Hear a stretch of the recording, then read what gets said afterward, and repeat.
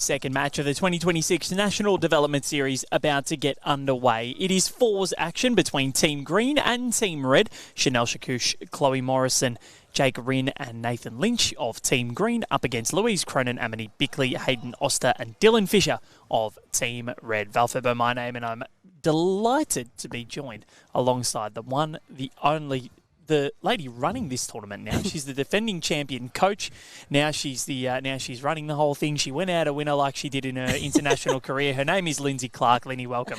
Thank you, Val. Yeah, I've done the coaching bit and had success there. So I thought, what's next? And taking over running the event. So it's been lots of fun so far. Lots of moving parts in this one. Obviously, 28 athletes, 4 coaches.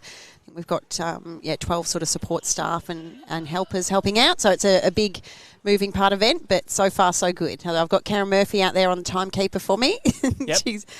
I said they don't have a bell here to ring to start the game, so I said make up a sound and so that's why you so that's why you were so energetic this morning. Yeah. Okay. I was up and about. I had to come up with a hooter. I was going to say, I don't think Andrew Howie has ever done that for a Bowls Australia event when it's always players, now please commence your games. And then you, woo, woo, woo. Yeah, he's much more articulate than me, so it's all good. So getting this one underway, Chanel Chakouch with the second bowl up against Louise Cronan in this lead battle. Each bowler has 2 bowls, of course, in just normal fours format, playing 15 ends, 2 hours and 15 minutes time limit.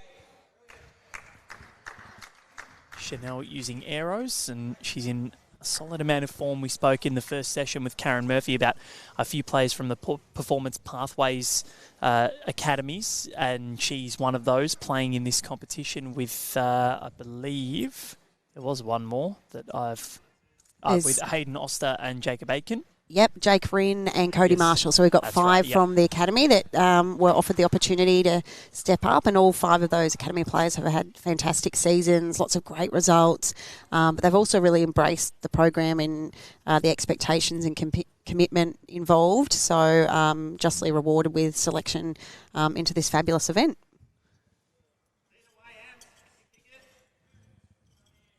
Chanel spoke this morning as well, like she's fresh off a semi-final in the mixed pairs at the Australian Open, not to mention that the women's singles as well, where she had a barnstorming run to get herself through to the Final 4.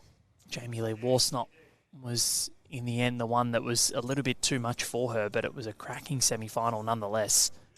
Chanel gave it every opportunity to go through to the decider against Cass Millerick.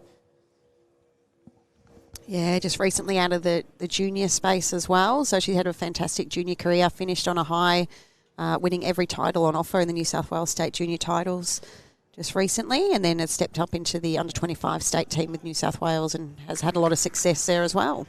It's so good being around these junior events a lot more now, where you see these players that have come through the junior ranks actually starting to perform at senior level and open level and come in and play in their state teams and win AO titles. Like Jack and Joey, I think, were the first ones to sort of really take home a massive title like the AO. But then you see what Chanel is doing.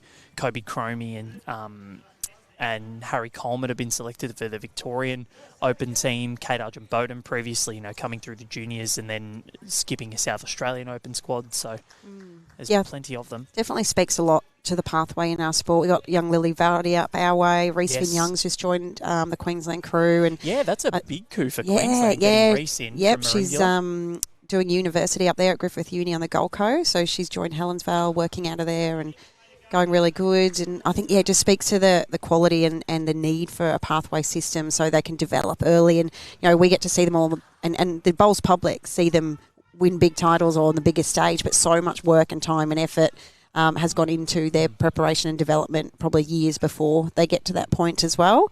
So the states are doing great stuff. Our Jackaroos Academy state-based squads are doing fantastic stuff as well with pathways coaches scattered around the country. And it's bodes well for future Australian stars. We're probably one of the strongest countries in the world, so it's great to be able to still keep that development going and sort of ensure the progress and status of Australia moving forward. So here is Jake Rynne, 2020 5 Australian Open fours champion, played the shot that eventually sealed the title for his team that was skipped by Thor Shannon in the final. Yeah, and we see young Hayden Oster, 21 today, and reigning Australian Open fours skip against a quality side, skipped by Aaron Tees, but took out some big guns on the way through. They beat Aaron Sheriff's team as well on the way through, which was a big win for them. But Tyler Pettigrew, who in that final was nothing short of extraordinary, to go 15 ends toe-to-toe with Corey Wedlock, who is in the form of his life, and beat him, or at least match him. That was an incredible effort. But then you also have Harvey McAllister and Jacob Aitken. Jacob is here this week as well. So I think for those 4 men to beat that team of Corey, Blackie, J-By Norris and Teasy, I think that's an incredible performance. Yeah, it speaks a lot to the mateship of the 4 young boys as well. They're really good mates, got on really well. They're up and about.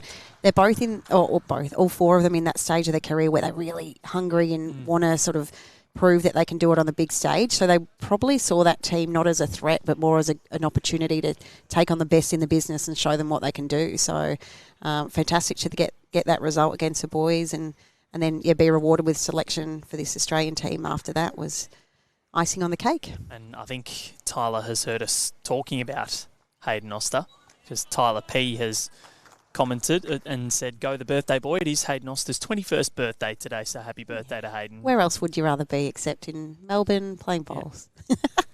Hey, Melbourne's all right, but... Gold Coast. Go Gold Coast. Melbourne, I'd still take Melbourne. We'll No place agree like to home. disagree. Connor's saying Tasmania. Oh. No. It's even colder. Your husband's a Victorian. He's country Vic, yeah. He's a Shep boy, but he's classes himself as a Gold Coaster now. He's got his citizenship, does he? He does. Passport and everything.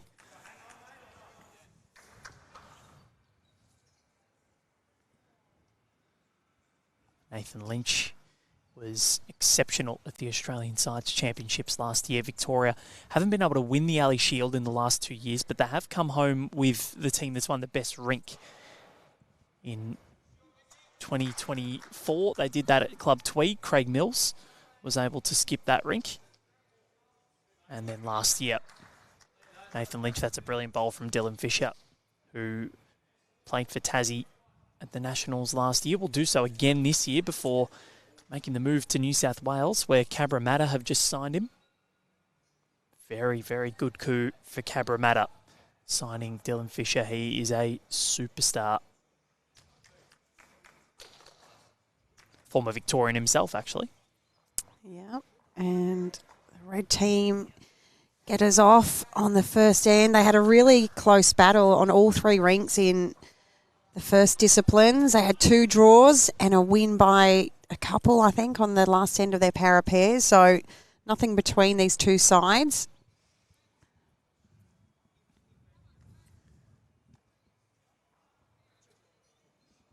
So Team Yellow this morning were the team that took out the clash between Yellow and Blue and were absolutely brilliant, taking a clean sweep of the games this morning.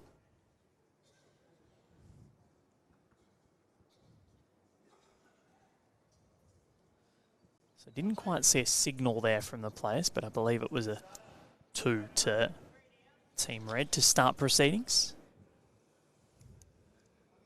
These are the perils of doing 4s when people signal very, very quickly. I'll have to be eagle eye Val. Yep. Bit less chat from me. I'll try focus this time. It's where at the Com Games it was singles and pairs, and I'm going, this is really easy. It is easy. Red and blue bowls. In saying that, I love playing 4s, but I love the strategy and the tactics and the gameplay that 4s can showcase. So to be able to see all 4 players and lead specific bowls, and you lead and second, the engine room doing their job, thirds and skips getting to play some different shots. It is a cool event to stream, although it does have its challenges at times. I have educated, hopefully stay out of the way of the cameras, please. Yep. There's 8 players on the rink. At times it can be difficult, but otherwise Lindsay will be disappointed in you, and that's not what you want. The wrath of me. No. Yeah. I wouldn't want to be on your bad side, Lindsay. So Here comes Chanel trying to get inside of Louise Cronan. And Razor 41, well, that is the one and only Ray Pearce. Light him up, Louise, one of the clubmates of Louise Cronan. Good fellows, Ray Pearce, and love watching him go about his business. Yeah, he's doing great things down there at Terran Point. I remember last year we did our picks for the Australian Championships and who we thought would win each respective title, and I didn't even need to look at the men's pairs. As soon as I saw Ray Pearce, I picked New South Wales and got the job done. His performance in that final, quite ridiculous.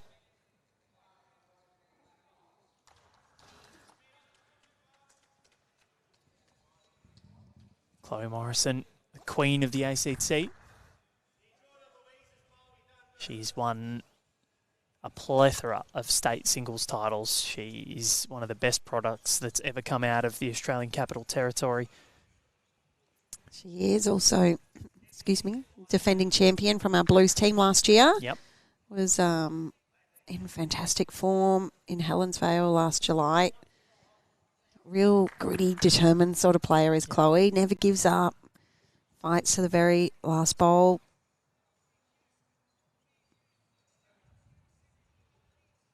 Loves her bowls as well. Not sure if she still is on the Bowls ACT board, but I know that she used to be, or was.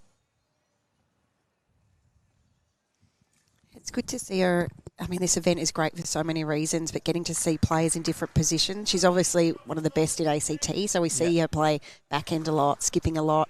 So she's so versatile. She can play up front. She can play everywhere. So a great opportunity to mix in with this team. They'll play 3 different lots of fours throughout the next 3 days, and they'll probably play in a few different positions as well. Which I think is really important to be able to develop your game.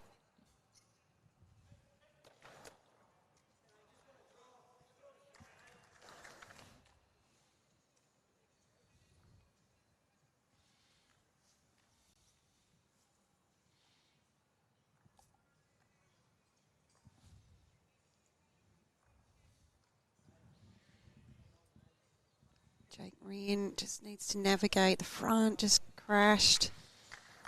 Was in the area.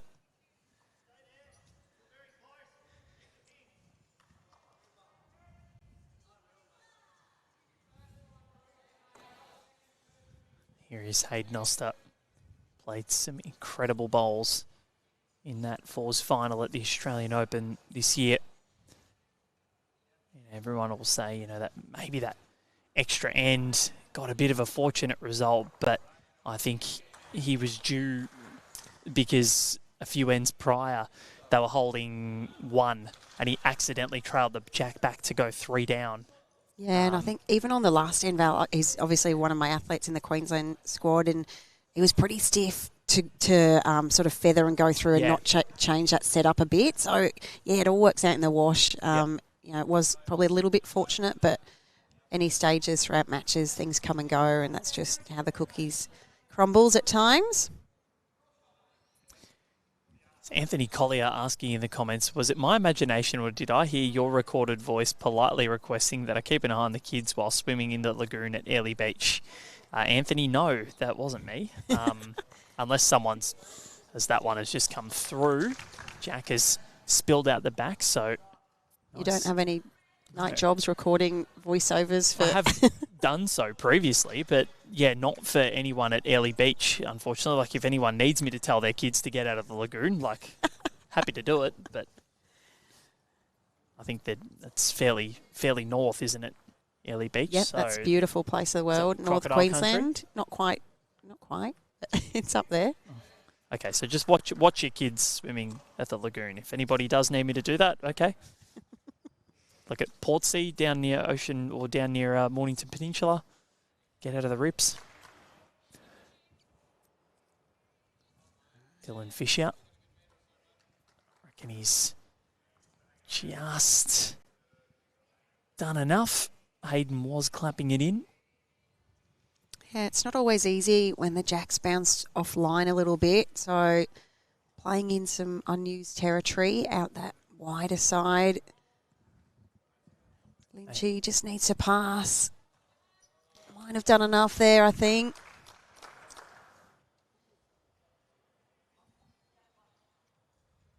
Dylan Fisher back in the high performance setup in the Australian landscape. Was previously, I think he does have a cap for the Jackaroos, so he has represented Australia before, and now looking to get back into the top flight of international bowls. And I'll tell you what, with the way that he's going, that one BPL I saw of him at BPL 22 in November last year, couldn't play because of work commitments at 23 this year, but went toe-to-toe with Alex Marshall, and he got better and better as that event went on.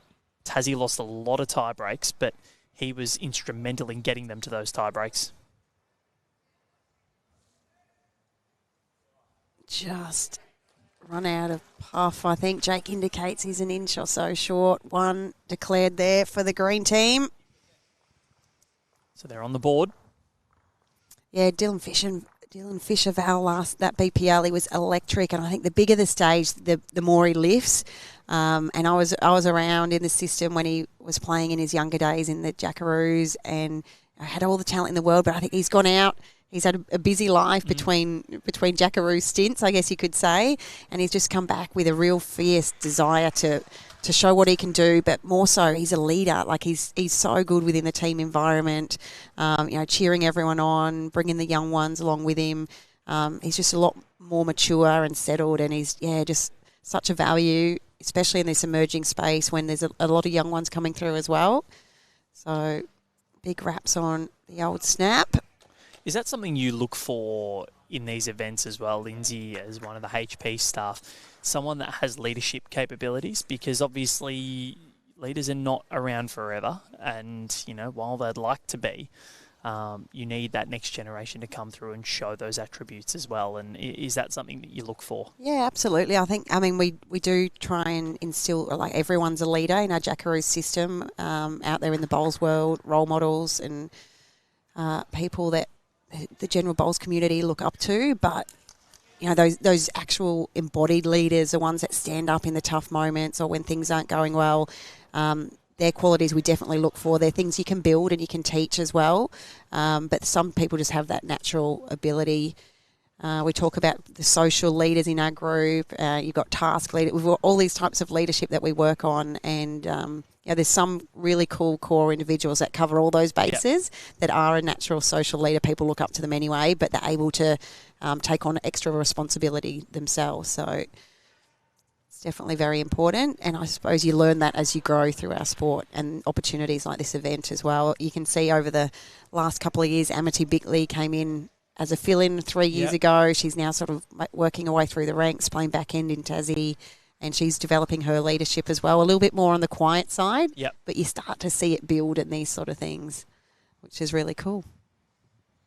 And I think I think this event goes hand in hand with a lot of the other national events that we have, because that allows players to give themselves the opportunity to qualify for an event like this by, say you do well at the Australian Open, then, next year in October, you're invited to join the high performance setup, and then if you keep playing well, then you can get yourself into an event like this, which is obviously you've got to be part of the high performance setup to be involved. But then you see the development of someone like a Jody Nikolic over the last 4 years, or Lucas Protopappas. Some of his performances have been quite splendid, and don't let him hear that I said that on air, because he'll never let me hear the end of it. But I think, seeing all of the development over the last couple of years, you don't call it the National Development Series for nothing. Absolutely. I said it in the opening ceremony today, like, it's not just about performances, this event. It is about growth and learning and development. They've got 4 amazing pathways coaches and rinkside coaches alongside them, alongside our Australian selectors and the HP staff, and we've just said to them, talk to our staff, talk to the selectors, get to know each other, build those relationships, learn along the way.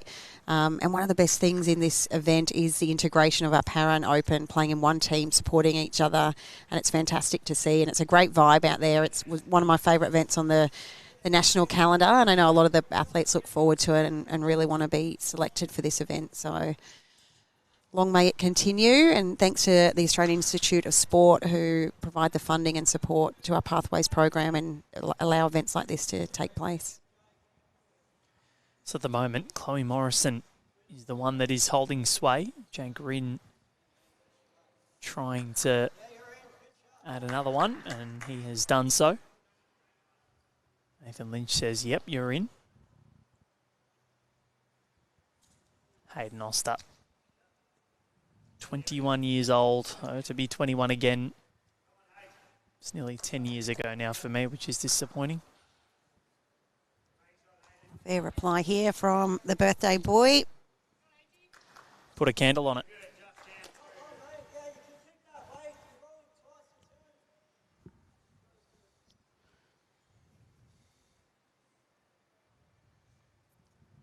I don't know whether he's gotten in or not. Might have just rolled that little bit too far. Dylan was a little bit subdued in his signal. It's a beautiful surface here. My first time to Deer Park, an amazing complex.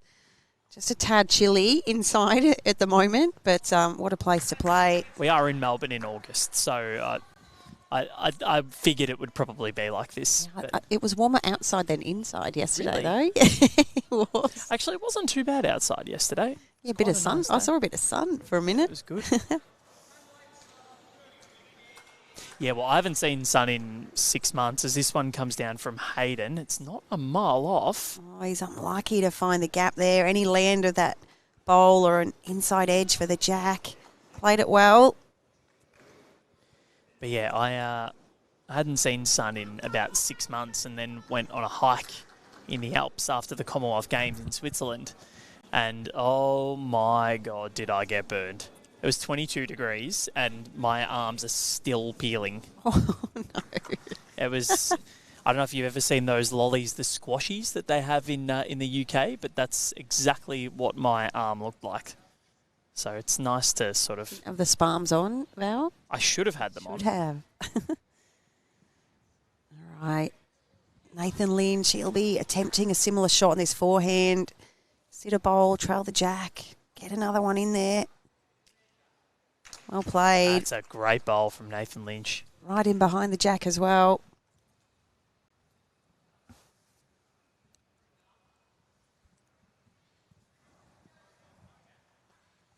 All right, Dylan Fisher's got a couple to sit on here. Just needs to hold and run. Well, if it runs, he's okay. His line was spot on. Oh, for a couple more feet, that's all.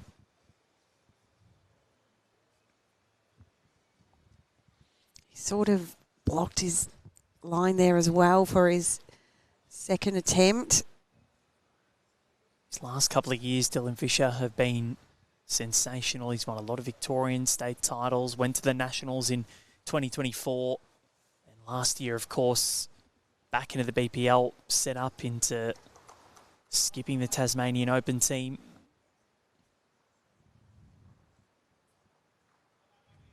Haven't had a chance to have a roll on the green here. Lindsay, did you sample it yesterday at all? No, I haven't picked up a bowl in a while. So I was just AO, busy. Or? Yeah, AO was actually the last time. So just been busy milling around trying to sort all the admin stuff and the final last minute preps with Case and Greenie and the crew here, just making sure everything's ready to go. The best thing with these events, all the hard work's kind of done in the lead up and before it all happens. And then once they're out there, it's like, can just almost relax a little bit. Yeah, and just watch it all unfold. Yeah, all the hard work sort of paid off. And you just want it to be smooth running for the athletes. So all they need to think about and worry about is getting out there and doing their little bit. Dylan Fisher. Good effort. Maybe one more. Cuts it down, so two apiece in this battle between green and red. Such a great event, the National Development Series.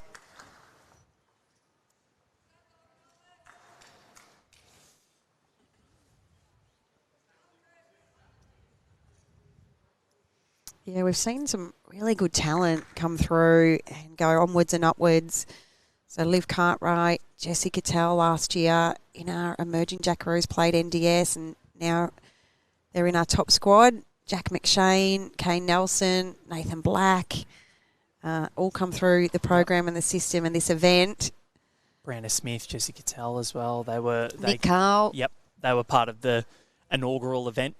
There's a few stalwarts that have played in every iteration of them. I know Sophie Kurzman and Tyson Cromie with Chloe Morrison have played in all 4. So hot off the press, or maybe not if you're a bowls history nut, but Cohen Litfin is now got every colour shirt of the NDS teams. So someone has done it. Okay. Yeah, he announced yesterday we did the shirt presentation, and he announced that he's now got every colour of the rainbow. Nice. He's happy with that. Yeah, because I know Sophie has been on the same team twice, and it's the same with Chloe Morrison. And I was wondering if anybody had got every single shirt. Yeah, so he's one of my Queensland athletes, and previously obviously was a blue team coach for 3 years, and this year he finally got in the blue team, and I'm off doing other things. So sorry about that, Co. We've got Stewie White, obviously, come on board to help out. Great coach, doing great things there at St John's Park. And a great opportunity for him to learn and mentor and support these next generations coming through.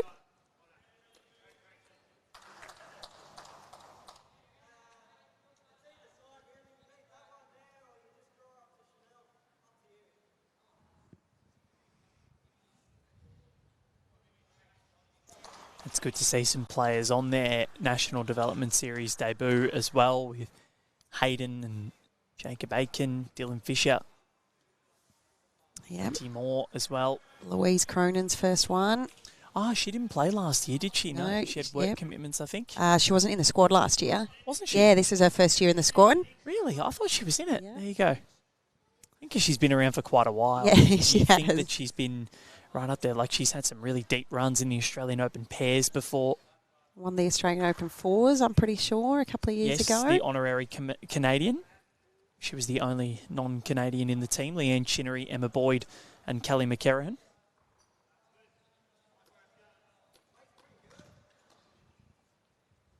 Was against the team skipped by Kylie Lavis. Had Cass Millerick, Emma Simmons and Kira Burke in it. 2024. Yeah, Kira just recently moved back down this way, so catching up with her tomorrow. Oh, is she back in Vic? She's back in Vic, yeah. Oh, very nice. Yeah. JR was happy. He's recruited one back. Victorian went to Queensland for a bit and made her way back down. Back in the bowls setup as well?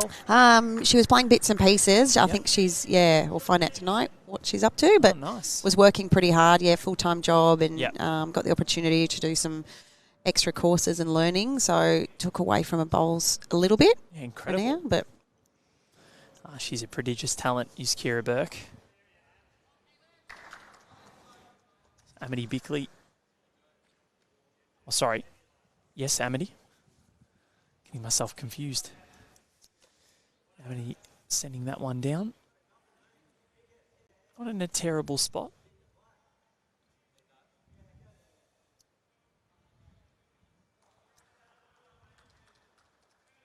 It's a very young rink, this one. Amity only just sort of coming out of the juniors a couple of years ago. Louise not much older. Chanel just coming out. Hayden only 21. Jake has not been out of the junior setup for that long.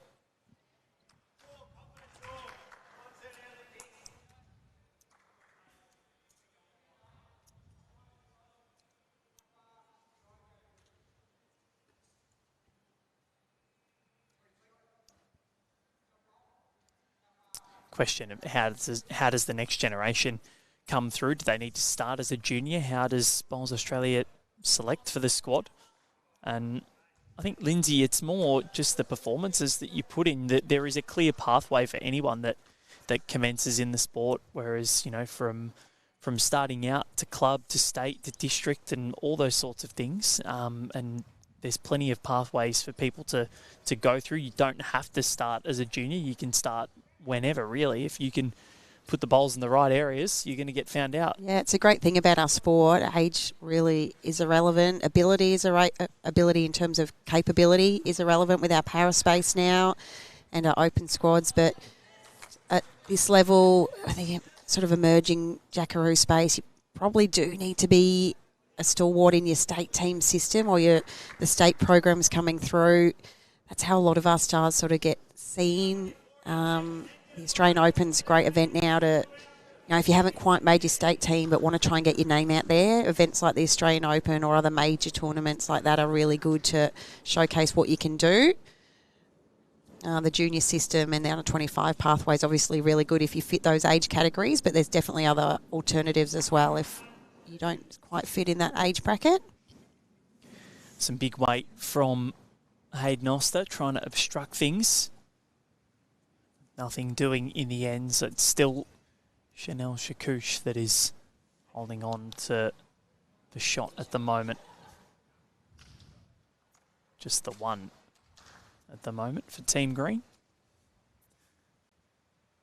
It is confusing as to which some of the teams are on because they are wearing about 10 different layers out there. We had this chat yesterday about how can we were thinking about tape on the arm, or obviously we can't get hats last minute. But traditionally this event has been on the Gold Coast for the first 3 years. So in the beautiful Gold Coast, Val, another tick for the Gold Coast. Most jumpers aren't needed. What are you saying about Deer Park?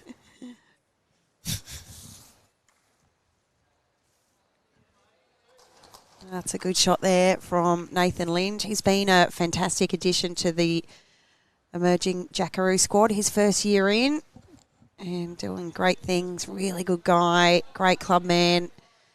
I know he's been at the same club there at Moonee Valley for a lot of years, and they won the Melbourne pennant, I'm pretty sure, Melbourne Premier League. It counts that as one of his biggest and most favourite achievements in our sport.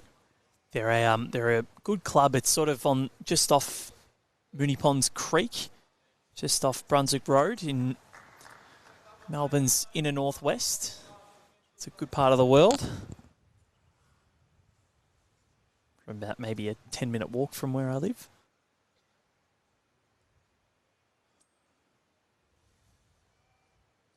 Good to have a good look across the greens as well. The rink's next door. So we've got para women's singles happening, green versus red. We've got para men's singles happening, green versus red. And we've also got a men's open singles happening. So lots of bowls action, all 8 rinks in play today, this afternoon.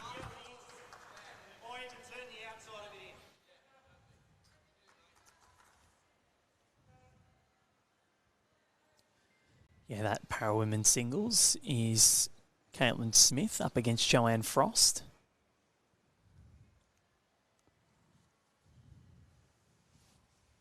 Yeah, next door we've got Aaron Kelly and Lucas Protopappas. And then in the men's singles, Joey Clark taking on Jack Lewis. A bit of a New South Wales grudgy over there. Love watching Joey go about his business.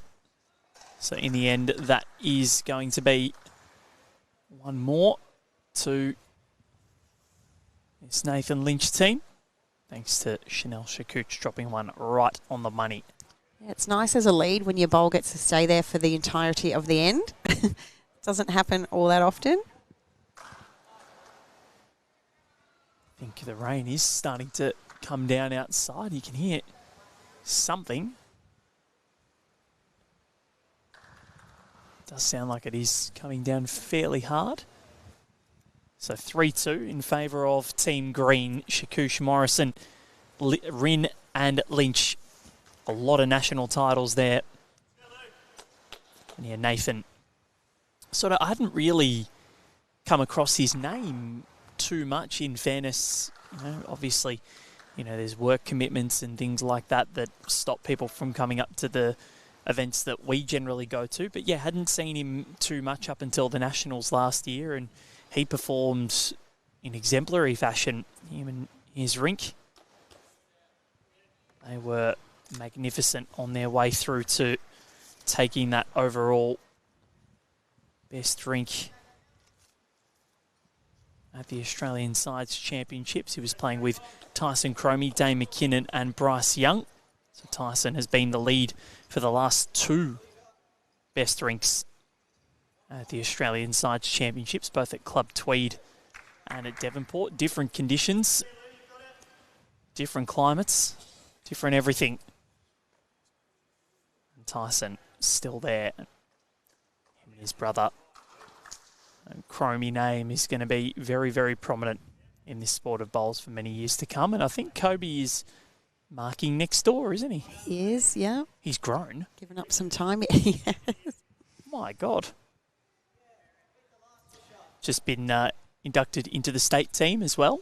Yeah, So really. the two brothers. Yeah, really excited for Cobes. He's obviously in our academy system as well, and great that he's got the opportunity. He's definitely worked really hard to earn that, so he'll be thrilled to don the big V and head over west a little later on this year. Just recently joined the Deer Park Club as well, so a lot of great members here for him to learn off and sit under the wing of. Yeah, I didn't realise that he'd made the move to Deer Park until I saw him wearing the kit. So it's a good move, I think, for Kobe. Although Essendon, he's been a stalwart there. But I think it's really nice how the Flapper brothers have done so much for the Cromie brothers. You know, you look at what Matty Flapper has done for Tyson and what Anthony Flapper has done for Kobe at their respective clubs. Obviously, Tyson playing with Matty down at Ocean Grove.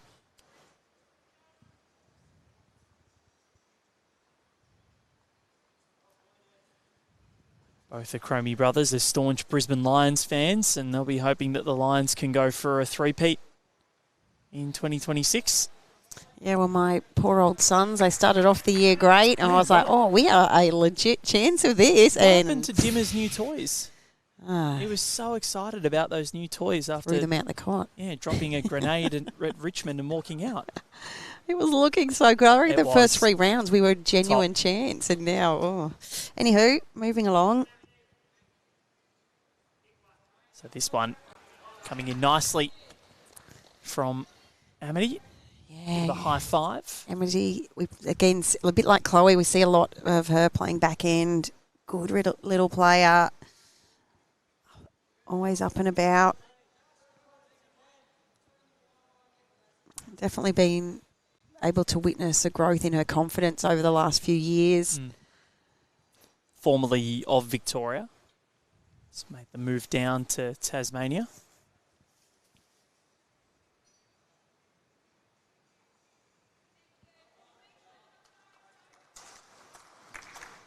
Jake just missing under the line slightly. Another one in the head for the green team, though.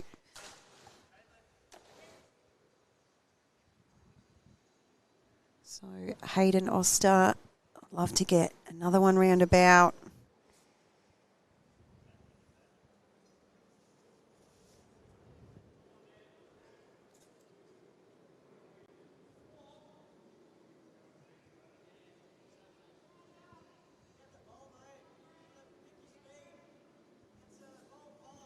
So get the bowl out now is a call from Lynchy.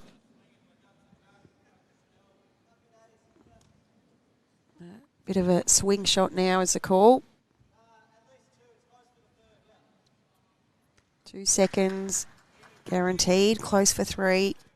If we can remove this shot bowl. Just missed underneath.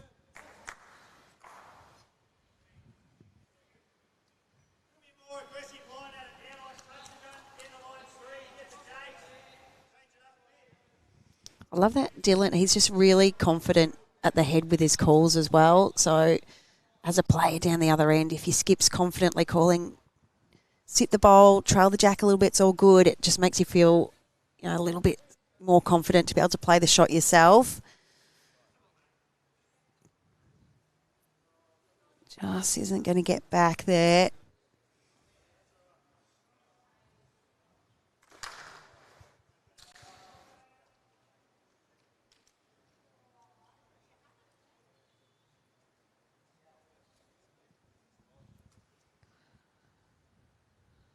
Green team, skip Nathan Lynch. Is going to go after this, bowl or jack. They've got the bowl right at the back of the rink as well. We do play respot, so no dead ends. It's Down on his backhand. The team's behind it.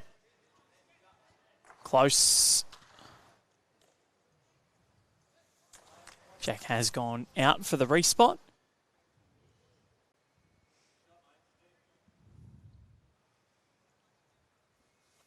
Yeah, he would have loved to get the bowl clean or the jack straight into the ditch there, but a little bit more room for him now with his last bowl.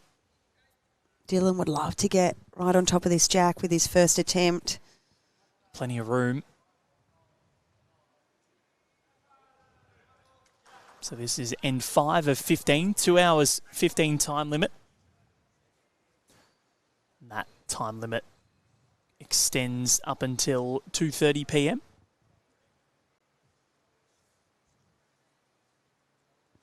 And has that done enough?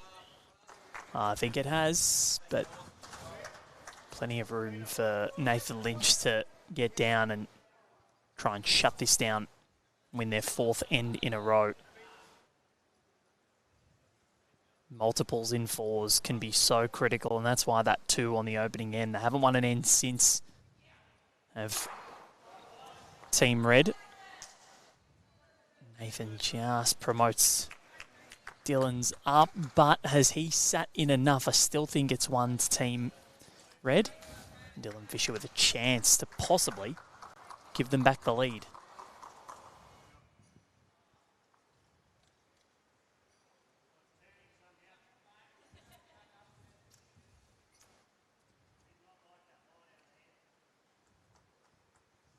He's played it well. Didn't like it, but needs a better poker face, I think. Yeah. A nice handy 2 there for the red team. So 4 shots to 3 after 5. They haven't won more ends than Team Green, but 2 multiples. Sometimes in 4s that, there are so many bowls out there. There's 8 for each team, but you actually see less multiples than what you do in the other disciplines because there are 16 bowls on the rink. So someone is bound to get something in close at some stage. Yeah, and you often find that when you're scoring a 4 or 5 in 4s, generally they're quite a loose 4 or 5. They're sort of somehow it's scattered around and they're out there. Because bowls get in the way. Yeah, and big target, like, when it's a tightly compacted head, you can attack it a lot easier, and our backhand players are so good at those conversion shots. So nice start there from Louise.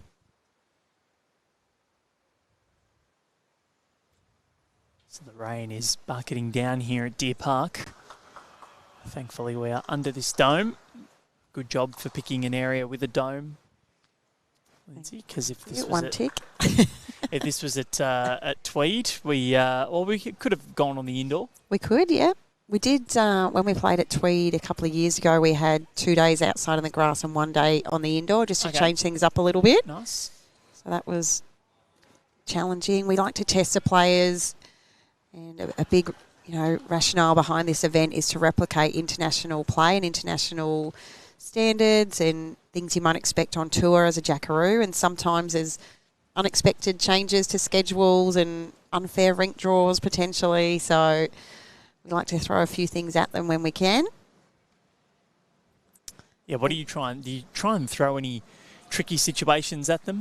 Well, we don't. So they don't know they obviously know what team they're in, red, yellow, blue, green. They actually don't know what discipline they're playing until later on tonight. So the Australian selectors, they've watched day 1. They'll get together and discuss what they want the combinations to look like, and they'll get that news tonight. Yep. So they'll only have a short time to prepare for whether they're playing singles or skipping the 4s or a second in the triples, that kind of thing. Nothing too scary, I don't think, for them. They're all super versatile players and open to playing anywhere and everywhere, and I'm sure they all know they'll just embrace the role that they've been given. Most of them they do know each other, I guess, from the bowl sense, but they haven't played a lot together, so it's a great opportunity to start forming those relationships early and connect early. And the idea is that in a short amount of time down the track, or maybe 5 or 10 years, that they'll be playing in the Jackaroos team alongside each other, but they'll already be familiar with their teammates because of events like this. Yeah. you could go to a full extreme as well and slash one of their tyres, and they have to learn how to change it on the way to the club. I'm the driver. Well, actually, I've got the who am I taking? Oh, the red team. Yeah, the van that you're not in. Yeah, right. Okay. Yeah. Sure. Hey, you can just put a nail in and be like, all right, we'll change the tyre. You got to get to the club somehow.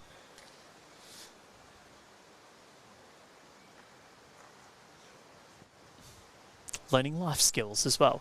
Because I tell you, if someone did that to me, I'd be calling RSCV straight away. Your dad didn't taught you, teach it? They did, I just can't remember how to do it. How to do a tyre? These hands are not for manual labour, Lindsay. I'm a delicate flower. Bit of a loose end here. Still 1 to red, so Louise Cronan, the one I think that's holding sway at the moment from our angle. But the way that these 8 bowlers are going about their business, you dare say it'll change.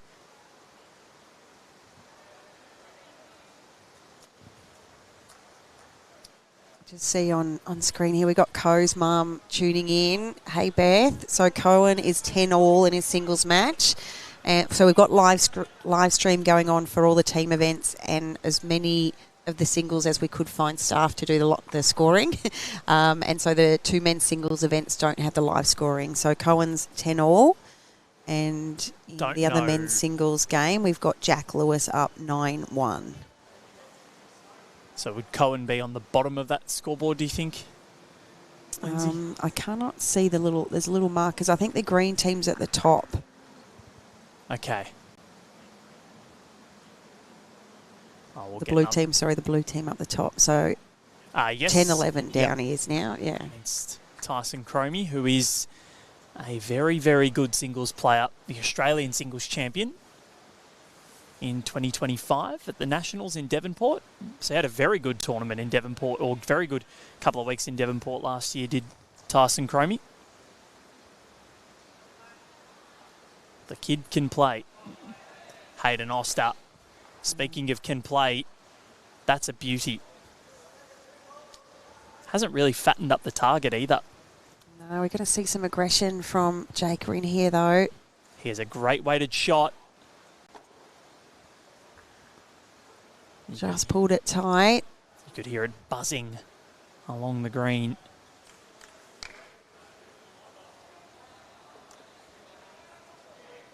Jake is a very confident individual.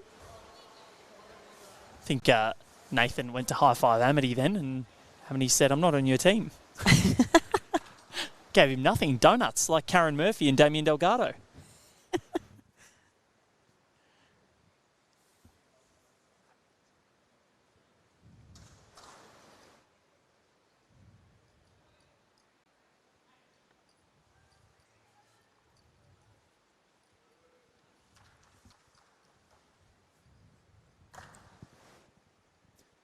A big thank you to our volunteer umpires as well that have come in. I saw you greet them all this morning, Lindsay. They've donated some of their time to come in and umpire such a brilliant event.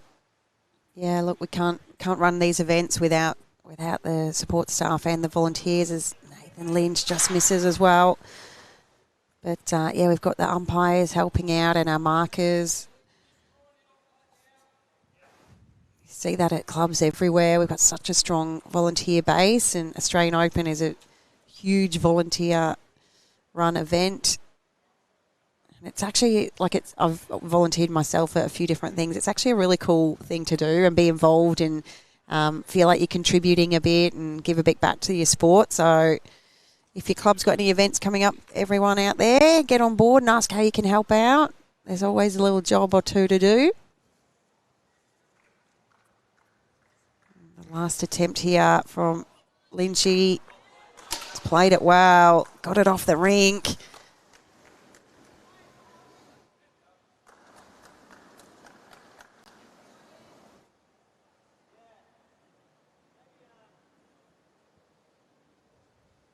think it was 1 for the green crew. Yep. Well, that's what Chanel thinks. She has the mat. been played in a good spirit. They've had smiles on their faces all, I was going to say morning, but afternoon. Yeah, I mean, we've spent, so we arrived on Sunday night. Yesterday was a training day, but we also had a connection session off green with the within their little teams, but also together as a unit. We've had a team dinner. So yeah, it's a really great energy between the crews. Fierce competitors on the green, obviously. A bit of banter, a bit of sledging going along, but at the end of the day, they're really great mates and obviously, hopefully, future Jackaroos teammates. So lots of support for each other out there, regardless of what colour shirt you've got on. And all just loving the opportunity to be out here and showcasing what they can do.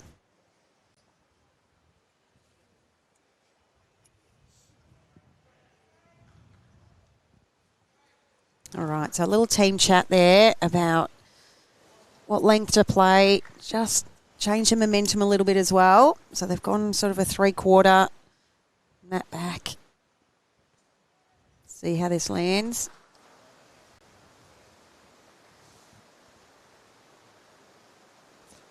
Rain is absolutely pummeling down. I'm not sure if you can hear that on the microphones, but it is rather loud.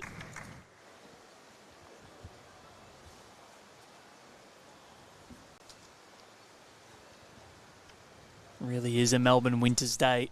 Apparently we haven't had that much rain over the last month and a bit. There were days while I was in Glasgow where the weather was actually nicer in Melbourne in winter than it was in Glasgow in summer.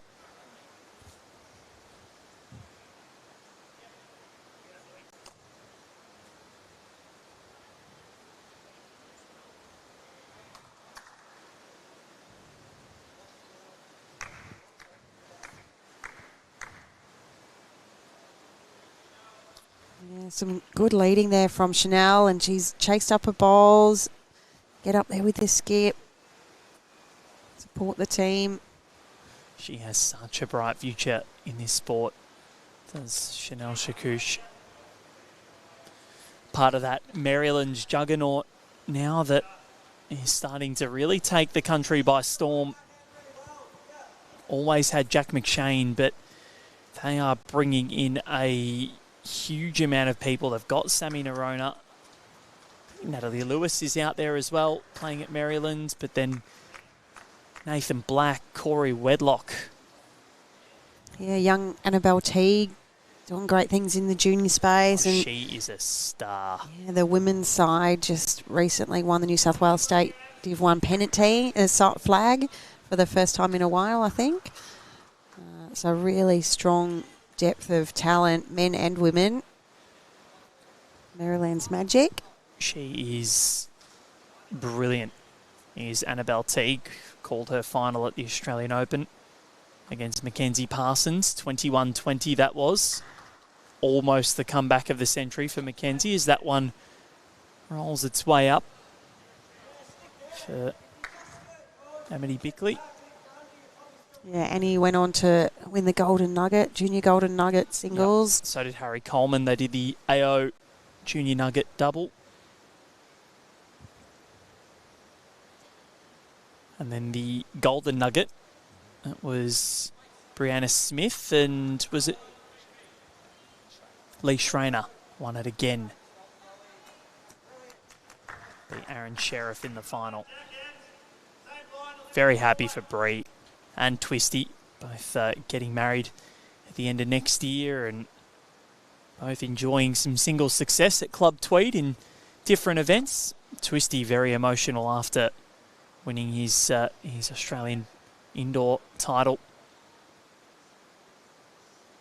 Gets a chance at a world title next year as well. Do we know where the Worlds are at yet? Is there a venue place for that? That's a very good question. Someone was asking me the other day and I wasn't 100% sure. Obviously, was it Ocean Grove last year? I didn't know if that was a couple of year deal or... I think it might have been a 2-year, but let's have a look. See if it is on the calendar. 2027 is going to be a very busy year, that is for sure.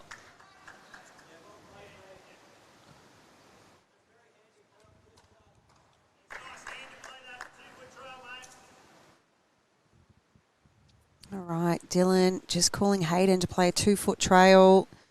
Sit the bowl, get the jack through. Couple of red bowls waiting left of screen as we see it.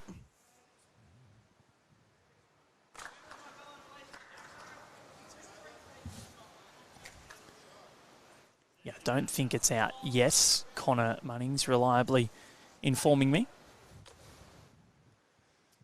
Hayden just a little bit unlucky there not to get a finer edge of that bowl. Had the correct weight.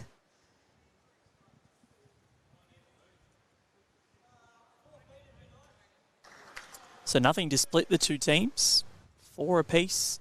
But Chanel Chakouch has probably been the player on the rink for me, considering as a lead when your shot ends up as, or when your bowl ends up as the shot, more often than not. I think she's been really, really impressive.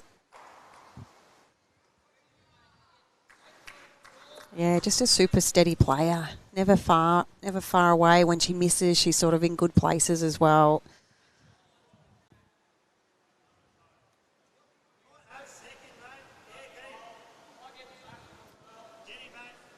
Right, so bigger weights a call from Dylan Fisher. Get it right out of there.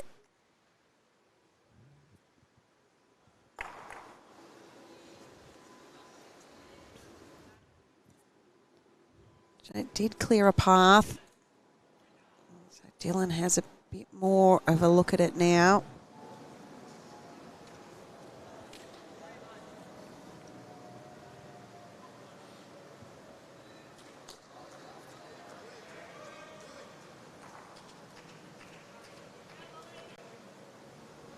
It's always good, I think, to get your third to shake things up a little bit so you don't have to go from drive to draw, because not an easy thing to do, to go from playing a fully weighted drive to then having to go back to nailing it.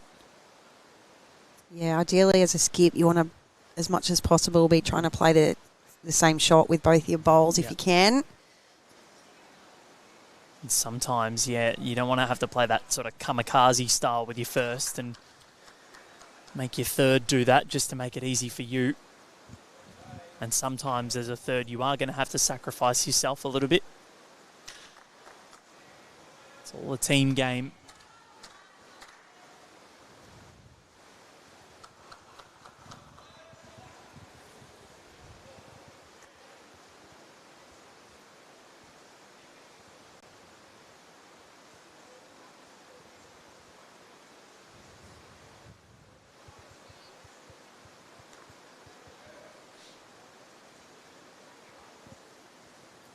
Dylan Fisher, not going to affect anything here, so still Chanel Chakouch.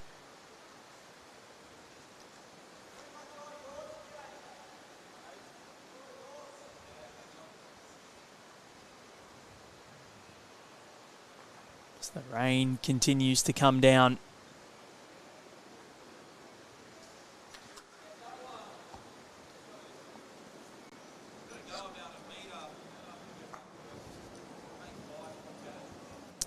So Jake had a good look there. So it's one bowl of the red team.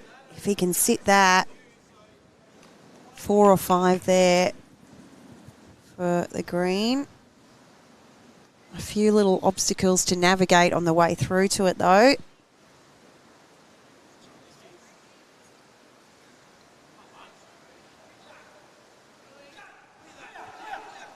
He's played it well. Exactly what Jake Rynne called there. 5 shots. Wow. Well seen there from Jake Rynne to call it and Lynchy to play it. Big pressure moment. Dylan Fisher didn't take any time. He's away. Needs it to get down now. It's coming. And, well, he could have done better, but cut a couple out, I think. Yeah, 3 was the call. Well, that is a massive end. Absolutely massive. 7 shots to 4. Nathan Lynch plays a bomb. Well done from Jake Rynne as well to call that. Yeah, Jake, he's been around a lot of years. He's only a young fella that started when he was 7 or 8, I think, and he's very, very experienced at the head. He's quite an aggressive player as well, so he's always kind of looking, is there a shot on? Is there something that we can work with? And Lynch, he's such a good team guy. He'd be like, oh, well, my mate wants me to play that. I may as well play it. So really well discussed and fantastically executed. So the red crew, they'll need to bounce back this end from there. You don't want to drop a 3 and then go dropping the next end as well. Have a score update from our 2 men's singles. So they're the only events not on our current Bowls live scoring app. So Cohen Litfin, Tyson Cromie, 13 all at the moment. And then we've got Joey Clark and Jack Lewis. Jack Lewis up 10-2. Wow. Big performance from Jack Lewis. And on the next rink over, we've got Joanne Frost against Caitlin Smith. I believe Caitlin Smith is leading that 9 shots to 4.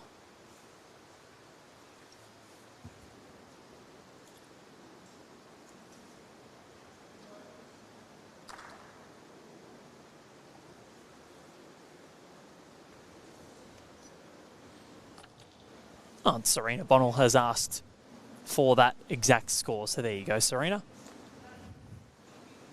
What a superstar she is. Just a reigning Commonwealth Games gold medalist, you know. Played an okay kind of shot to get it done. That's all right. Well played, Serena. Hope you just Anyone named Serena Bonnell could have done it. living it up, enjoying life now back home. She's got more, well, I asked her on Without Bias last week if she's flaunting it that she's got more Com Games medals than Tony. She can say that now she's got a gold, because he kind of trumped it a little bit if it was just, you know, a couple of silvers and he had the gold, but now she's got a nice little pair. Yep.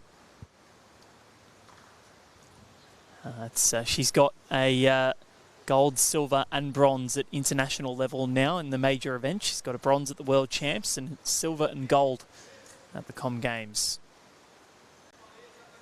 Of course, World Champs next year. Back to the heavy greens and back to Leamington Spa, where Australia topped the medal tally at the Com Games in 2022. So back to a recent happy hunting ground.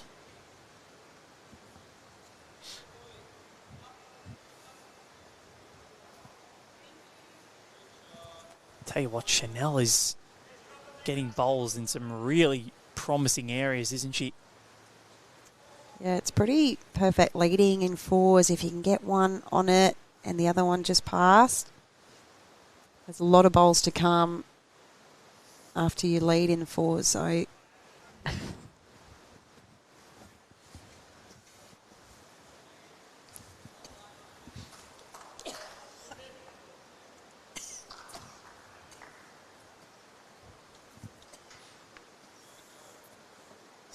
Lindsay has a coughing fit. We'll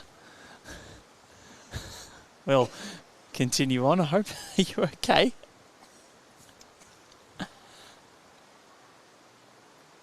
It's the cool Melbourne air, I think.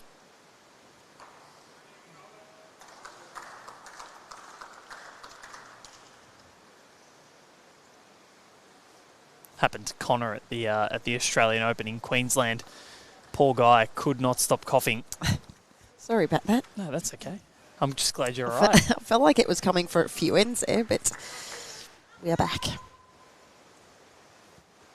So pretty congested head at the front there. Nice little cluster of bowls, but still, Chanel Chakouch playing brilliantly. Chloe Morrison matching her here, and Team Green are just finding something, or finding another gear. Hayden Oster needs to bring this around. Well, I think that's helped.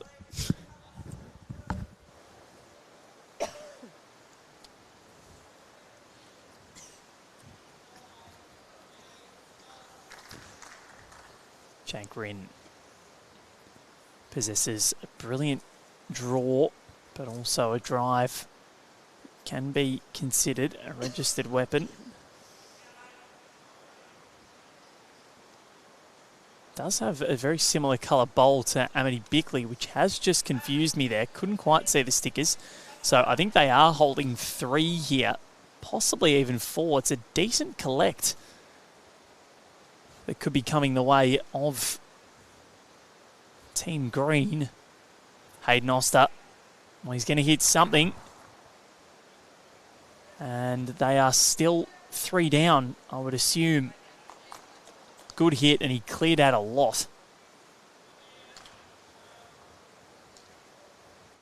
Yeah, he did well with that one. Cleared out and just rearranged the furniture, I think. Still 3 to Green. Yeah, one of Chloe Morrison's bowls just locked in and stayed.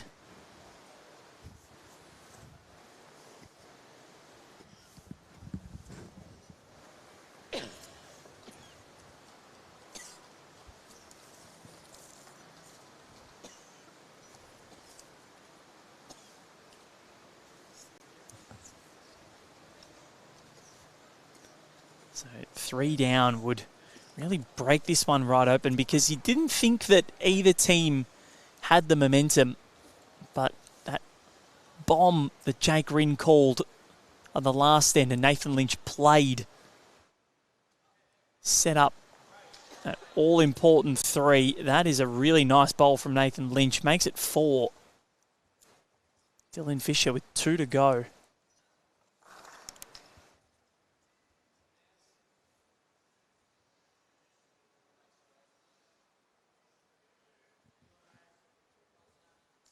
Might not be 4, but I think Dylan Fisher's going to make sure that it's not anyway. Might even be the 1. It is the 1.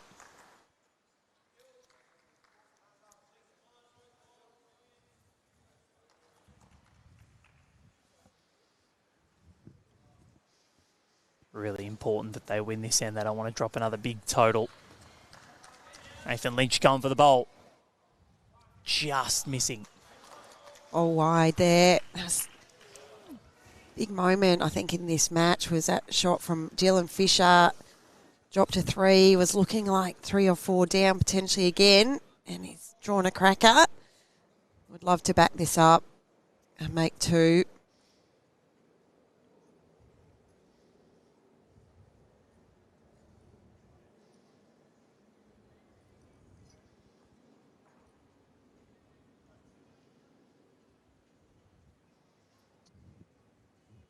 Last bowl of the end coming in.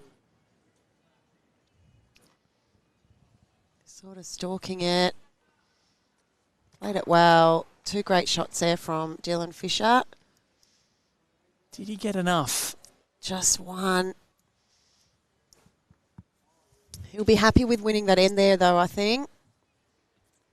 You could see he was slightly frustrated, but they are going to measure for the second here. They dropped 5 of the last 6 ends, so I think the momentum had shifted. 1 it is.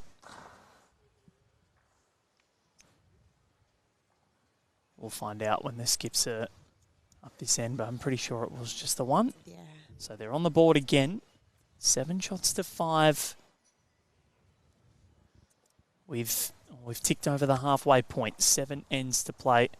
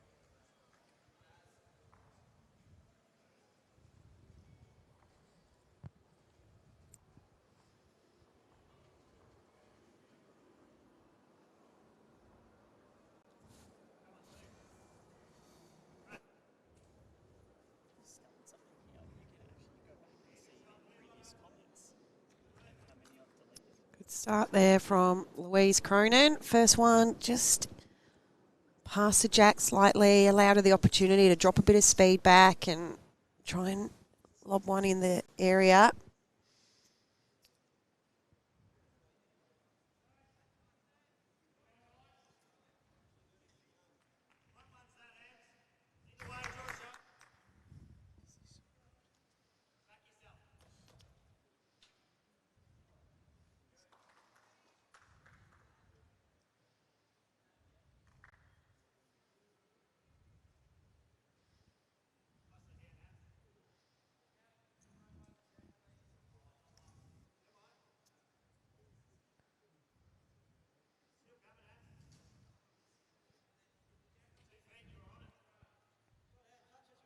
Good line there from Amity, just dropping a couple of feet short.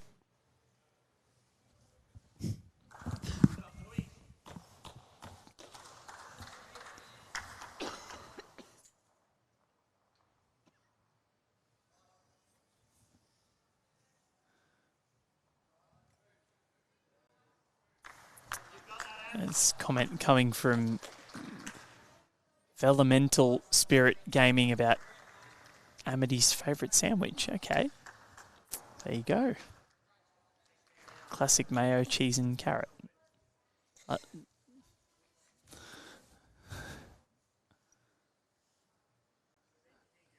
Interesting. How do you know that?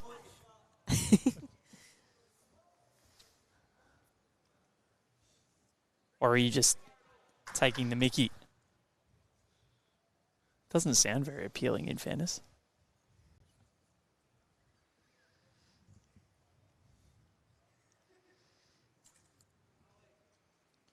How's this one tracking? Yeah, it was pretty good. Just snuck around the front. It's probably close enough for the shot there, I think.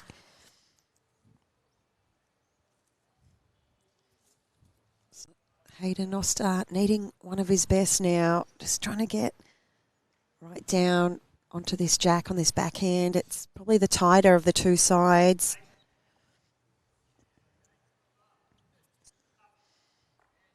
Just lacking a touch of speed to get around.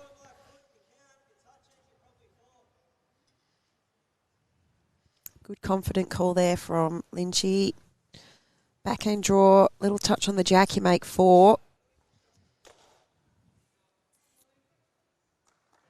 It's really interesting seeing Dylan Fisher, playing in this event. He is a former Jackaroo. Like, he has a cap number and is, playing in this event. So just shows that he's willing to do the hard yards to get back there, and he's hungry. Says he's interested here. Can Hayden get around? No. Just a little magnet there at the front. Anything just slipping past, he probably would have been right on the money with that one. So the green team currently holding shot.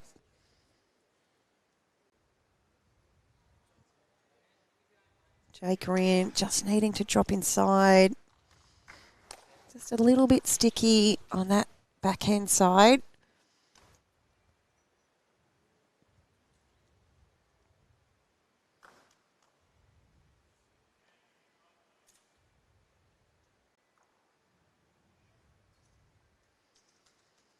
We got some score updates around the ground. So Tyson Cromie in his singles battle against Cohen Lifton up 18-14. Jack Lewis up 13-3 over Joey Clark.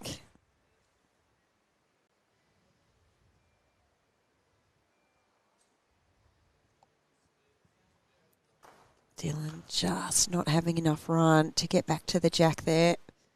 It's a good look at it. Has another opportunity with his last.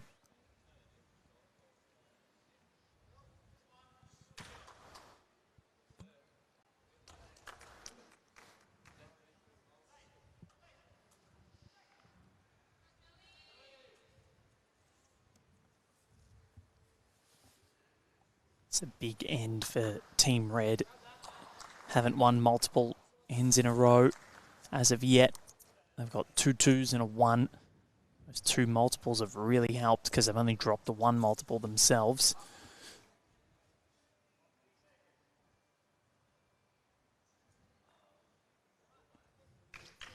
There is definitely a good little collection of bowls up there. Yeah. A couple of feet short of Jack. Dylan Fisher just watching on and surveying his options. What are you playing if you're him? He's just looking at angles of bowl, so if he can contact anything at the front, what's happening. So if he gets onto what we call a Charlie, so bowl onto bowl, what's that going to do? Can he get any of the red bowls up and through? The dark navy blue one, just at 11 o'clock is the shot. So just want to try and get some movement, see what can happen here.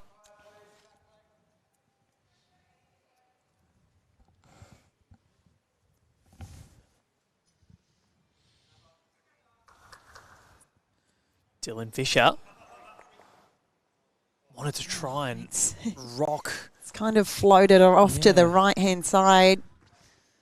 As we look, a bit unlucky there from Dylan Fisher. Probably played what he was after, just didn't get the result. He was trying to rock Louise Cronan's bowl up a little bit more because I'd favour 1 to Chloe Morrison.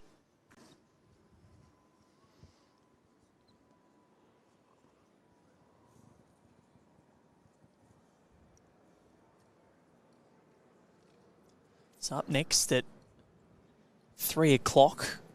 So we've got an hour left of this contest, which probably not going to need, considering this is the final bowl of the 9th end. After this, it's yellow and blue once again, and Lisa Phillips up against Sophie Kurzman. Yeah, that'll be a good singles clash, I think, between the girls. Both played really well this morning. Nathan Lynch almost rocked that bowl up. Wow. Yes, sorry, Lindsay. Lisa against Sophie this morning drew 2 within sort of half a mat to win the match for the yellow team.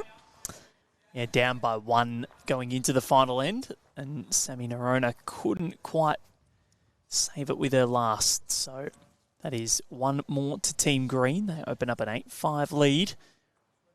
But 3 shots with 6 ends to go. That is more than fine if you are Team Red. Not panic stations at all. We've seen men's para singles game has finished over there between the yellow and the blue crew. So Cooper White-Styles defeating Mickey Vassallo 21-7. So Cooper was on the live stream this morning. By all accounts, played outstandingly well as a lead. He got given an extra bowl in his singles and he's kept that form up. That does not surprise me at all. The way he played this morning was beyond ridiculous. It was frighteningly good to watch. He's been in a rich vein of form recently. He played quite well in the Australian Open. Got a silver medal there in the para pairs and led really well. Did some stats, work a bit with him in our Queensland crew and did some stats for him on that, and played really consistent despite not winning the title. So he's playing really well. A lot of high level bowls up there in Mackay with his club. Long way away, Mackay. 11-hour drive from the Gold Coast, isn't it? It's a long way up, yes. I don't think I've ever driven to Mackay. We always fly from Brizzy up Makes there. Sense. But I remember his family, I was telling Kaz in the first broadcast this morning, his family in the 2022 AO Men's Multi-Disability Pairs Final, his family drove 11 hours to watch him play. Oh, that's commitment plus, isn't it? That's a long drive. It is. It's so cool. I think, the athletes, they need their support networks and the village of people around them to help them get to where they want to be. But as a supporter of that person, you get the rewards of being able to see them achieve their goals and their dreams and just be them for them as well.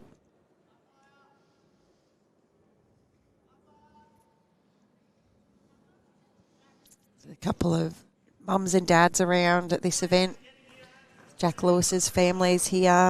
I saw Lucas's mum Yeah, Carol's here. Sophie Kersman's mum was around as well. So great to see the family support. Obviously the Chromies. Kobe marking the event. His brother's playing. But yeah, it is, the family support is so important. I know none of them are quite Therese Armitage. She is the undisputed royalty of family support. She is one of the best, but was because I'm not playing so much anymore. So I feel like I've ripped her off a bit there. No, Sorry, Mum. At the AO this year, she was there whenever you were playing. Yeah, she did have the AO. That's one event I played, and I've been playing club pairs with my good mate Claire Turley. That's been the couple of events that I've had on so far. So not a bad bowl there from Chloe Morrison, really pushing it into her teammate's bowl. Chloe and Chanel have been very strong at the front end for Team Green and really setting Jake and Nathan up.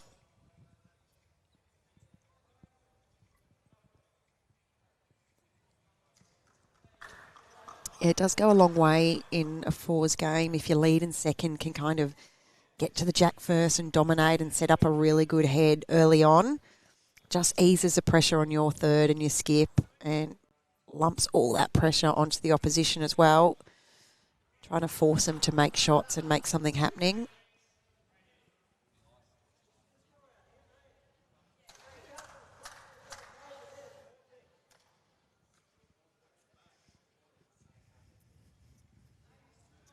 So 3 shots the difference. There's 6 ends to go, including this one. Anyone's game, fours can change very, very quickly. Takes one good end or one equally bad end. That was very, very close. But a really good bowl from Jake Rynne, and there's not much of a target for Hayden Oster to play to. Yeah, good call there from Dylan. Arrive up, another one in the head's good.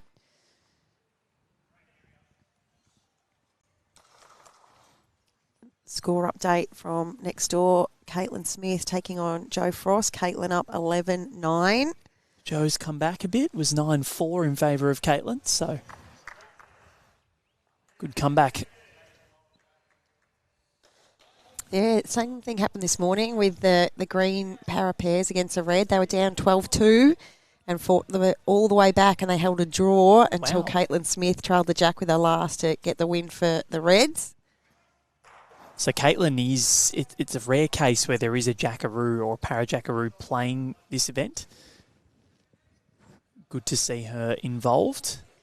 Yeah, and a non-capped jackaroo. So Caitlin only first year in the jackaroo system. So great, she has an opportunity to still get some development in at this event. That is gorgeous from Jake Rynne. Yeah, couldn't have played that any better. Didn't fatten the target, hit it right behind and really locked Chanel's bowl in there. He's resting on the shot bowl, but I think Dylan's call was you can get all 3 of them. Big weight now from Hayden Oster. Launched. Got all 3. And the jack will go to the respot, where Jake Rynne is waiting.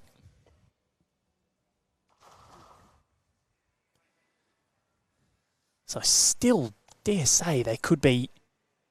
Are they still 2 down? What a hit. Yeah, the green team, they seem to have all the answers at the minute. They're on the jack, but they're covered everywhere as well. So everyone playing their role at the moment. It's a luxury of having a lead in second, play really solid. Jake can sort of cover and play good bowls in good areas, as you'd say. Whereas the red team, they're trying to make things happen. They're pushing through things. And well, it's been the theme of the day, really, hasn't it? I think you've seen the leads in the para pairs that we had this morning. Cooper was ridiculously good, and then the lead in second here in Chanel and Chloe have been mighty. So I think it's very, very impressive what they're putting together for their back-end players.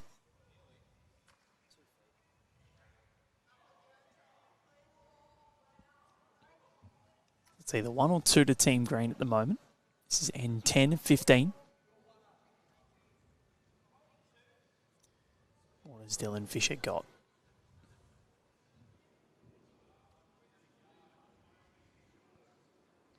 Needs to turn. Oh, it's just fallen out. It's a good look at it for his first attempt. Nathan Lynch now just needs a good meter.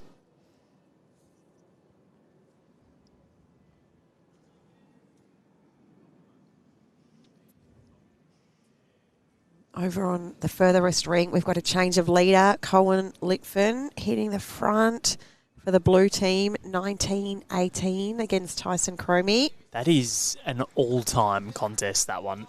I think just the two names in itself, that just screams popcorn match. Yeah, I'm able to have a little look over there every now and then. The head is absolutely jam-packed every single time. Quality. Ray Pearce saying about Hayden Oster's drive, wow, that is a weapon of a drive, and it certainly is, having watched it at the AO this year. He can certainly send it. Dylan Fisher rocks through. Still, I don't think it's enough. One has been taken out, and this is looking more and more like it's 2. Maybe not. Just the 1. Don't trust me. But again, they're just winning the bulk of the ends.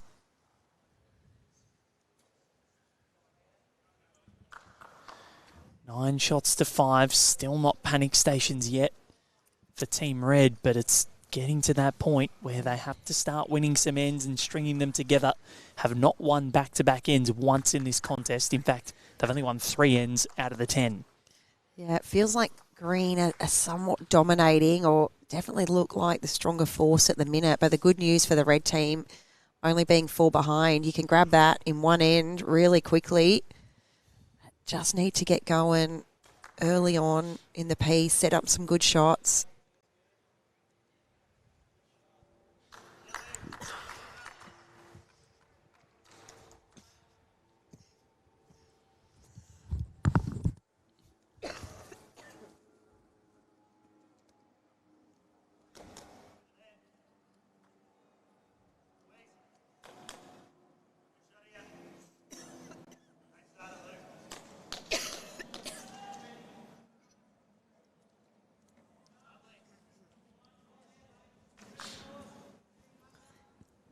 That's exactly what they're after there with Louise Cronan. Yep.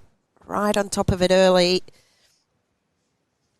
Dylan would love to be able to just, draw to it, add to count, or play a big conversion because he's got a few seconds.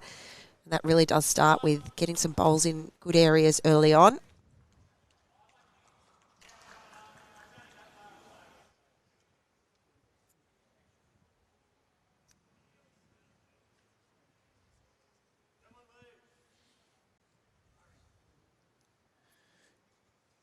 Can Louise get another one in? Well, that's the first time she's beaten Chanel in quite a while, and that'll give her an abundance of confidence. Very good player is Louise Cronan, and, well, if your name is Louise, you tend to be a good bowler. There's a Com Games gold medalist as well. Just slight age gap. That's a long bow you've drawn there. Is that the right? Oh, I got right Louise on the mind.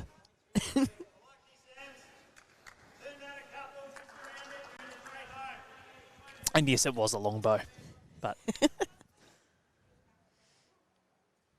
when you're doing 6 hours of commentary a day, not every swing is going to hit the ball. 6 hours, that's nothing, mate. I've done 10 days straight of, I think we were doing 12 hours. It's a lot of bowls to call. I was there, don't worry, I was watching it live. I was with you, just on a better time zone. Much better time zone. Yeah, we've just seen Tyson Cromie as well. Grab the shot over there. It's now 19 all.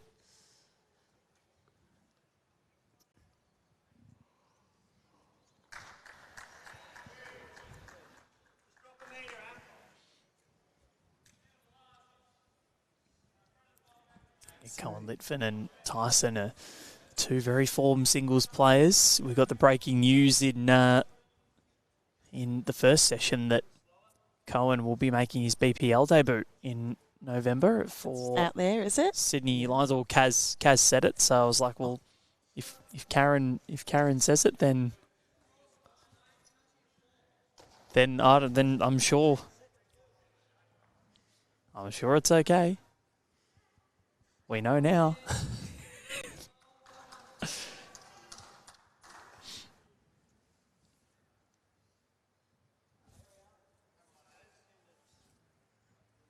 Right, so Joey Clark in his singles match making a little bit of a comeback now over Jack Lewis. It's 13 to Jack, 7 to Joey Clark.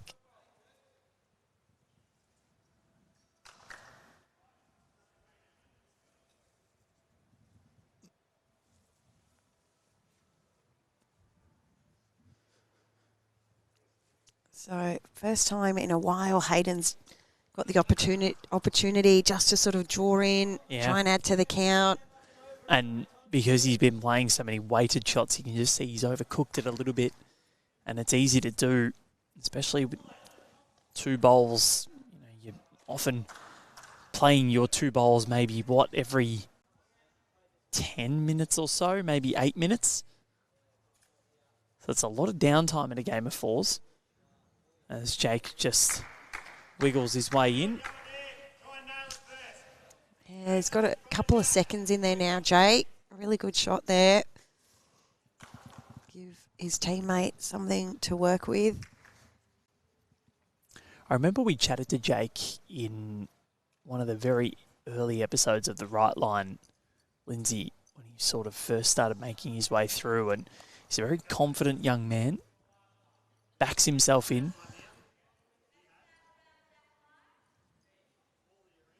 Much better effort from Hayden Oster. Very close. So they're holding one, could be two. A multiple is what they need. If they can score one, it'll at least cut the gap to two. And when seemingly like the momentum is well and truly against them, they are just holding firm and sticking fat in this game. Nathan and Dylan would know each other very well, playing at Moonee Valley for such a long time. Dylan still has an affiliation with them.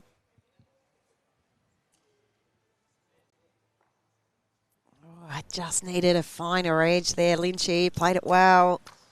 Hasn't made Dylan's shot any easier.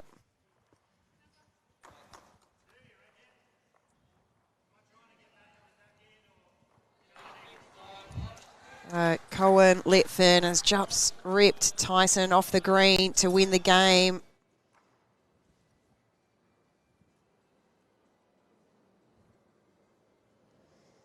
(21-19) over there. It's a good first victory for the Blues. Obviously, we're 0-3 after round one. Dylan just pushes Jake Rynne's first bowl in.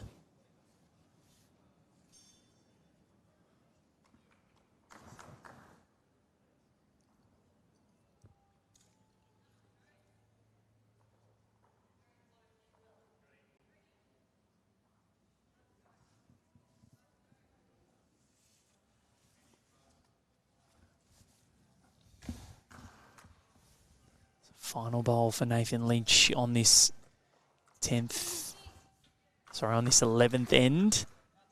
Making its way down. What's he done? Wow. He's played it almost as good as he can and didn't get quite enough of it to get back onto the bowl. So the red team hang on, barring disaster. Dylan Fisher here. 6 inches or so to try and make another one count.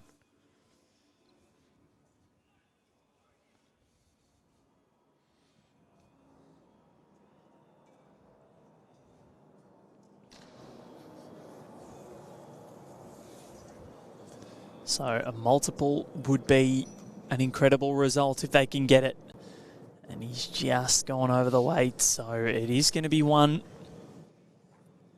9 shots to 6.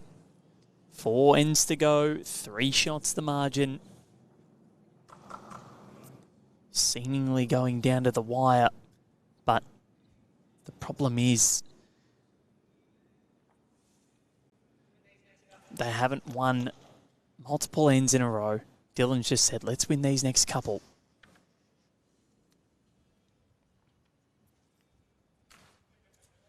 And short it is, or Matt is right back and Jack right up.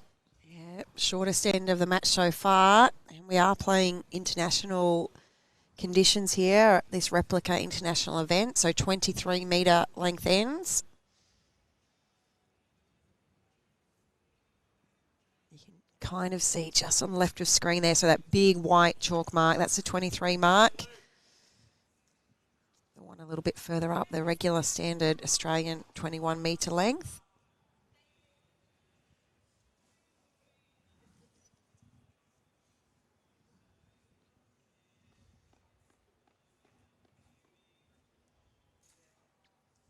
Another good start there from Chanel.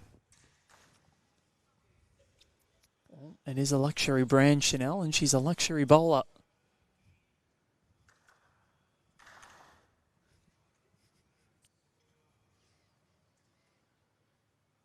It's all in the name, I think.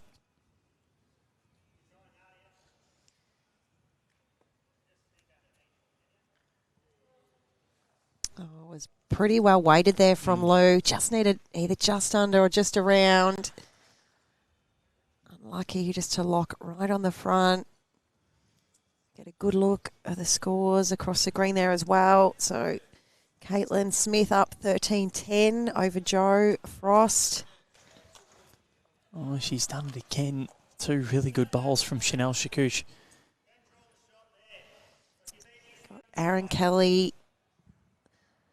He's up 18-15 over Lucas Protopapas.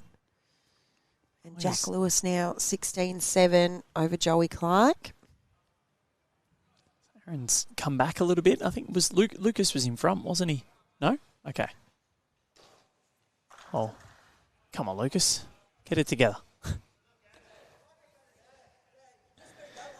We love a bit of a Lucas Protopapas sledge on Ringside Live. He loves to give it back, which is when he can't. This is good because he exactly right. Can't banter us back. He's one of the greatest at it. Yep, he has no right of reply. It's all right. If he ever sledges you, Lindsay, just ask him how Essendon's going. And yeah. Look, he was running late on the first day of arrival. I gave the locals get there by 8 p.m, please. That'd be good. We all checked in. We'll be there together. Running late. I said, mate, what happened? He goes, still thinking about the Bombers losing. I'm like, you can't use that for a reason for being late. Yes, to a national international event. guidelines event. Come on, Lucas. He's got to have one of the best sense of humours and smiles in the game, though, doesn't he? He's just always happy and positive. Yeah. I couldn't be too mad at him.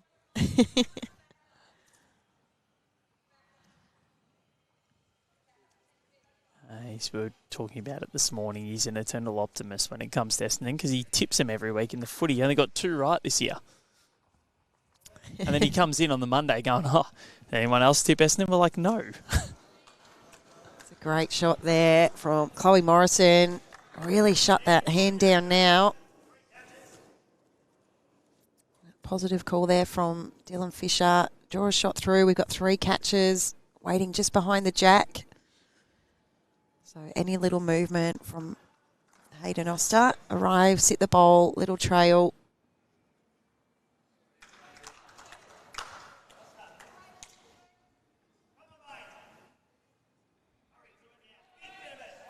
Oh, he's played it almost to perfection there. Couple down to a couple up. Birthday boy Hayden Oster, 21 today. He was hoping he'd fly under the radar a little bit, but we had cakes and announcements and celebrations. Good reply there from Jake Rynne as well. retrieve the shot for the green team.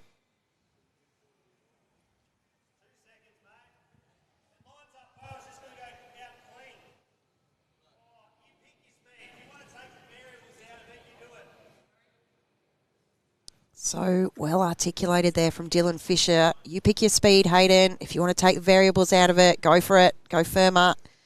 But whatever you're comfortable on, take the bowl out. Two seconds. He's got it clean out. Took one of his own, but he's got one. Great directing there from the skipper and well played from Hayden Oster. So this is a mightily important end for Team Red. They simply have to win it. It doesn't matter if they drop a 1. I think they just need to win the end just to get the margin to at least 2. But Jake Rynne, what's he found? Just needs to settle. Oh, he's curled away a bit, I think. One red. Gave himself every chance. Next game kicks off at 3 p.m. Australian Eastern Standard Time. That's in an hour and 5 minutes for those that aren't on this time zone. It was my life pretty much for the end of July, start of the month with Com Games. Trying to figure out all the time differences, 9 hours behind, and all the different areas in Australia that have different times. Dylan Fisher. He's played it well. He's left it slightly high of Jack, though, so it does give Nathan Lynch a bit of a ledge to work off now. So that small Jack target looking slightly bigger. They're the ones you kind of rub your hand together as a skip and think, right, I've got a bit more to work with now. So can afford to arrive up here. Trail the Jack, sit the bowl.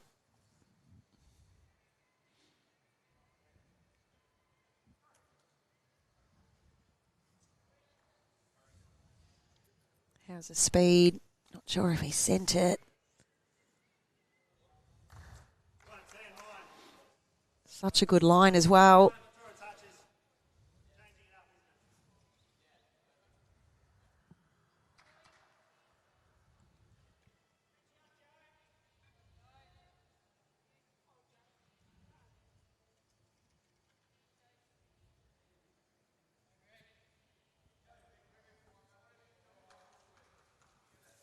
Dylan Fisher now holding, say, 2. What's he done here?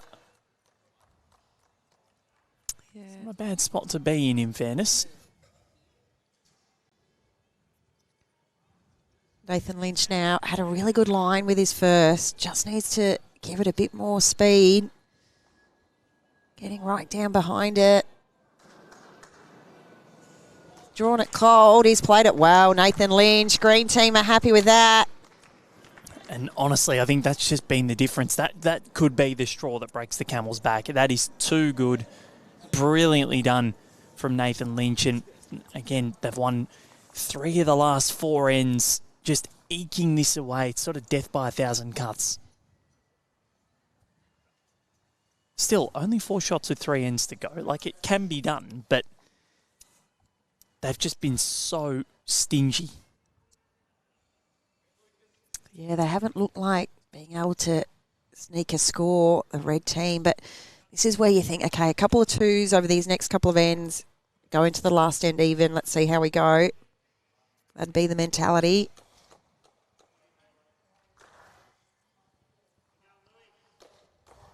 So Lucas Protopappas, Val, after your little razz up over there, he's hit the lead, 19-18 over Aaron Kelly from the red team. Look at him go. I like what he's doing as well. He's got the polo above the hoodie. Well, we did talk about this last night at dinner, and the athletes all tried it, and some of them uncomfortable. They just, if they were a tight-fitting shirt to try and get it over a hoodie and a vest, was a bit challenging. So if you could, they were going to, and if you couldn't, that's fine. Yep.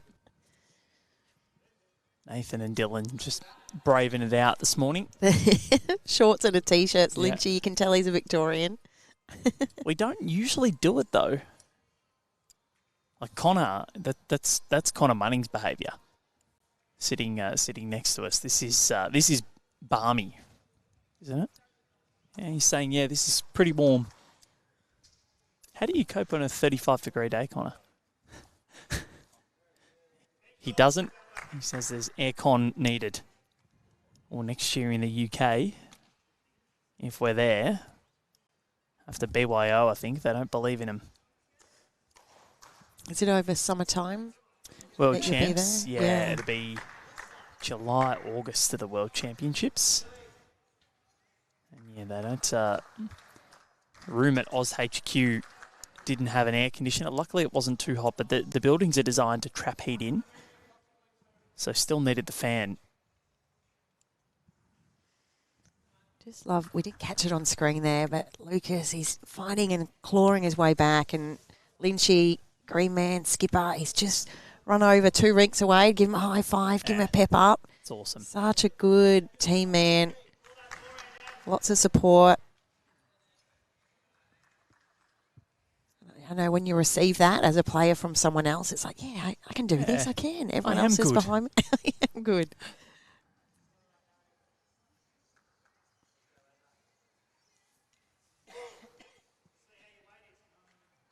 We had a staff day at Thornbury Bowls Club back start of July, very start of July, and we had a game of Survivor out there, and we all joked this was tailor made for Lucas rather than playing on the heavy greens of Darebin, where if you go long, he can struggle because you really got to send it. You got to almost bowl it as if you're trying to make it 3 greens over, and it was tailor made for him.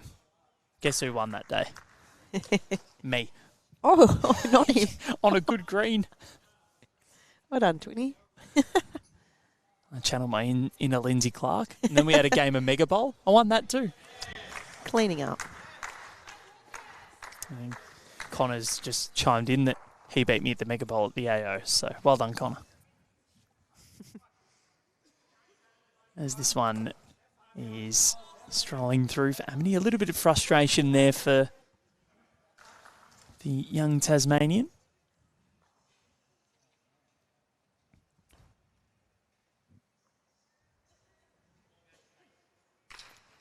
Doesn't muck around on the mat, does he, Jake? Very quick. Yeah, I mean, he'll take his time if he's not sure of a shot to play, but he's a bit like most of us. If you've been around a long time, you kind of know what you need to do once you know what shot you have to play. So your setup's all the same. Your thought process is generally the same. Where you take your line's the same. So just get on and do it. Keep it nice and simple. Yep. The old KISS method.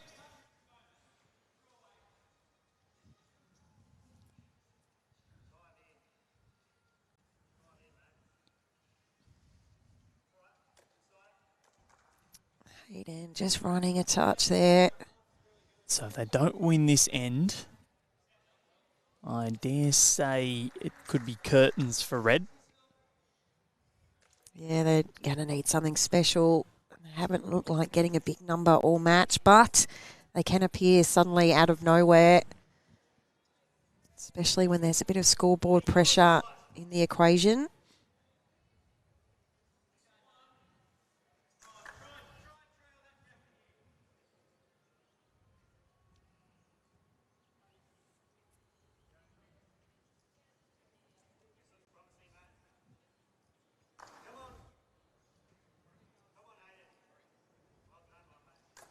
Oh, he's done well there, Hayden Oster. Was a bit of room, but a bit of pressure on him. 3 or 4 down. So skipper will be happy with that. There's a few options here for Nathan Lynch now. Can look to arrive. Any kind of wait, try and get the bowl out. 3 or 4 seconds. Get a bit of the jack, that's okay as well. Plenty of options.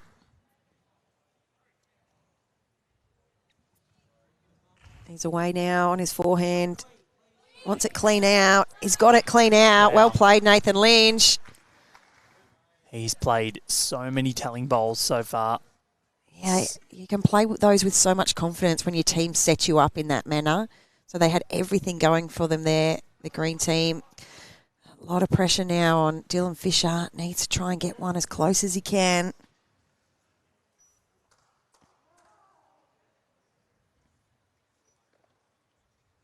Just underplayed the speed. 2 more feet. Would have been right on the money. Lucas Protopappas, next rink over, is holding game. Or 2 rinks over, and he's just let out this huge groan after settling in for the third, because I think he's made a target. Yeah, he only needed 2 to win, and he's just made it about 3 bowls fatter than he needed. And Joey Clark, you could just see Joey on the next rink over just giggling to himself, because Lucas, you'll hear him. And he was just like, oh. So he's got a big smile on his face watching on. As long as the opposition doesn't then go and get the shot now off the bowl you've just put down. Yeah.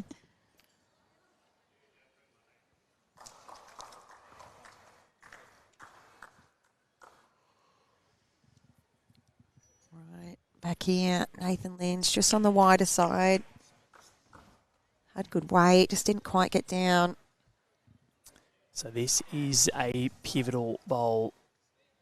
Lucas has gotten the job done. Yeah, Aaron Kelly, you can see just on screen there, just missing his runner a little bit wide. And Lucas, after our on-screen pep talk, has come home with a wet sail and taken the win for the green team there. Dylan Fisher for Team Red. Well, his line and weight slightly better. And he says, sorry, couldn't make it. And that is all she wrote, I would say, Lindsay. Yeah, 4, big 4 there. It was probably the 4 was probably needed on the red team. So really difficult now. And this is a long tournament. Like it goes over 3 days. Yep. So red today are playing green, but tomorrow they'll play yellow, and the last day they'll play blue. And they all accumulate over 3 days. So now is where you just need to try get those shots back. Obviously, you'd love to win the ring, but it could come down to shot differential at the end of the 3 days as well. So still lots to play for here for the red team. They need to keep their chin up and fight for every shot. And this is the kind of stuff the Australian selectors are, I mean, obviously they're looking at who's playing well, but they're also looking at when things aren't going well and you're not winning, what do you look like out there on green? Yep. What are you like as a teammate? Are you dropping your head? Will you fight till the very last bowl? Are you going to be gritty and determined? It's a really great event for us to be able to see that in athletes, because when it's all going well, it's easy to be happy and upbeat and all smiles. We want to see what happens when the chips are up against the wall and you need to fight and work hard. And that's the thing, you can be an all-time bowler, but if you start throwing the toys out of the cot, that's not what you need as a teammate. You need someone that's going to be there to keep inspiring you and keep pushing you to be better as well, and keeping the body language up. Because if you start getting negative, that sort of, the toxic stuff, and look, nobody's perfect. Everyone's going to be negative at some point in their life. It's going to happen. It's human nature. But yeah, I think if you're positive more often than not, it's just going to rub off on everybody else, and you're going to have the belief that you can keep pushing. Yeah, it's not easy to do when things aren't going well or you feel like you're not playing well, but you really need to find something inside that you can find a positive or support a teammate, or kind of check your ego at the door a little bit and focus on something else, because you do need to be able to showcase some upbeat sort of energy for your team. And you've got a couple of rinks next door as well still going. So, yeah, lots of things to think about and process. And at the end of the day, we're playing a sport, and there's going to be a winner, there's going to be a loser. Sometimes there's a draw, and you've just got to be able to come off going, give it everything, tried everything we could, and just wasn't meant to be. Opposition was too good, and it's on again tomorrow. Exactly right. And how many times, there's even times when you see that, a team of fours will win the game and they'll be winning by a fair bit, but one of them is always a bit negative, and because they're not playing well. But it's just, you have to think about the overall bigger picture. A win's a win. Got a good shot here from Amity. That's what they need. Under the pressure there. Another one in the head. Just got to try. At this point, if I'm red team, I'm like, okay, let's try to get 10 guys. Yep. We can get to 10, get within 3. It's going to be good fishing.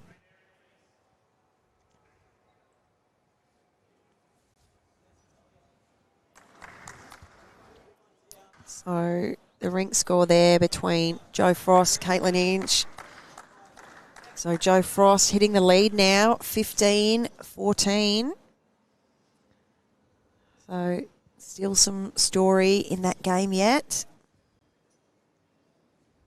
We got Jack Lewis versus Joey Clark. Jack Lewis up 18 for the red team against 11 for the greens on Joey. Yeah, it's sort of once Jack got that out to that 10-2 margin, it's kind of held that way. It's sort of gone up to 7, then back down to 9, and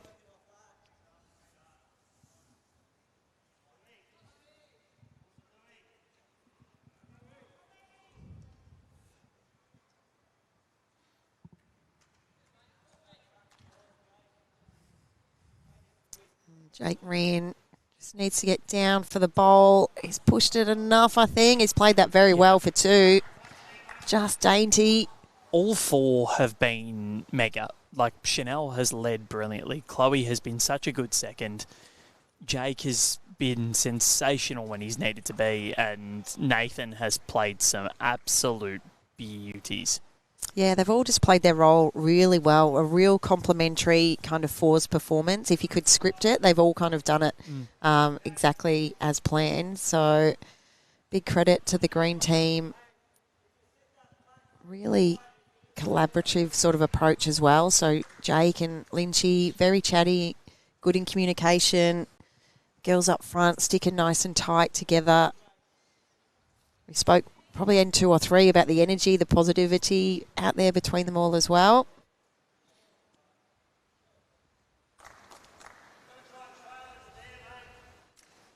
All right, so Dylan still looking for some shots here. So a trail, trying to get it through the pack here, a metre or so of weight. Not easy, but he wants to give themselves a chance. Just not going to get down. Good weight for what he was after there from Hayden Oster. You can see the pack of red. 4 bowls at the back there. And when you're trailing by 8 with 2 ends to go, you've got to give it every chance you can.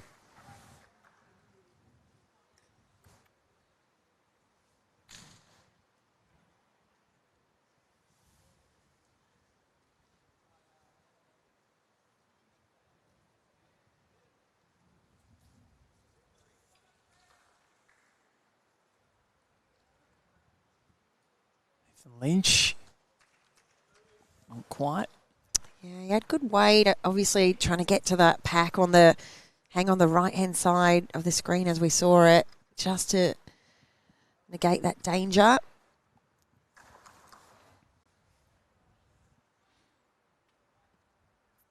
Dylan just missing, very similar to Hayden Oster there. Not quite getting the turn he was hoping for. He'll have one more chance on this end.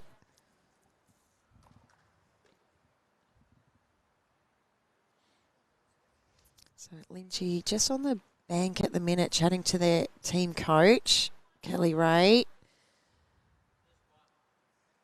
Generally in 4s we see the players mainly talk between themselves, but there might be just some uncertainty amongst the 4 of them. So it's just another opinion, another thought process, and more of a confidence builder than anything.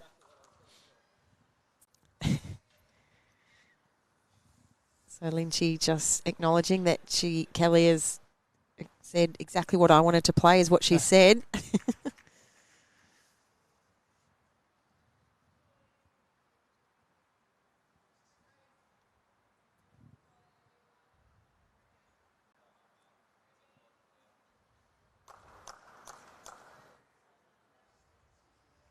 So, yeah, just covering the danger, give respect to the opposition. That's pretty much as perfect as you could play.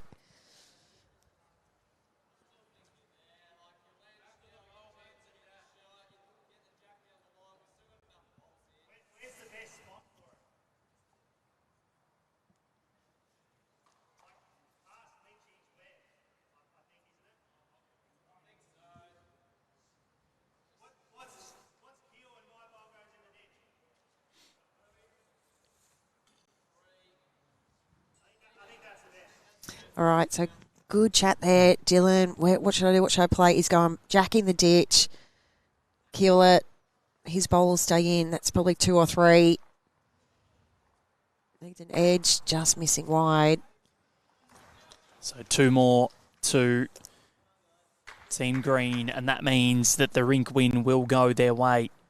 They lead 16 shots to 6 with an end to go, so they will play it out because, of course, shots up at the end of the week. That will all matter, but the rink win will go the way of Team Green. That is the team of Chanel Chakouch, Chloe Morrison, Jake Rynne and Nathan Lynch. So we'll get these 16 bowls down, and that'll do us for this second session.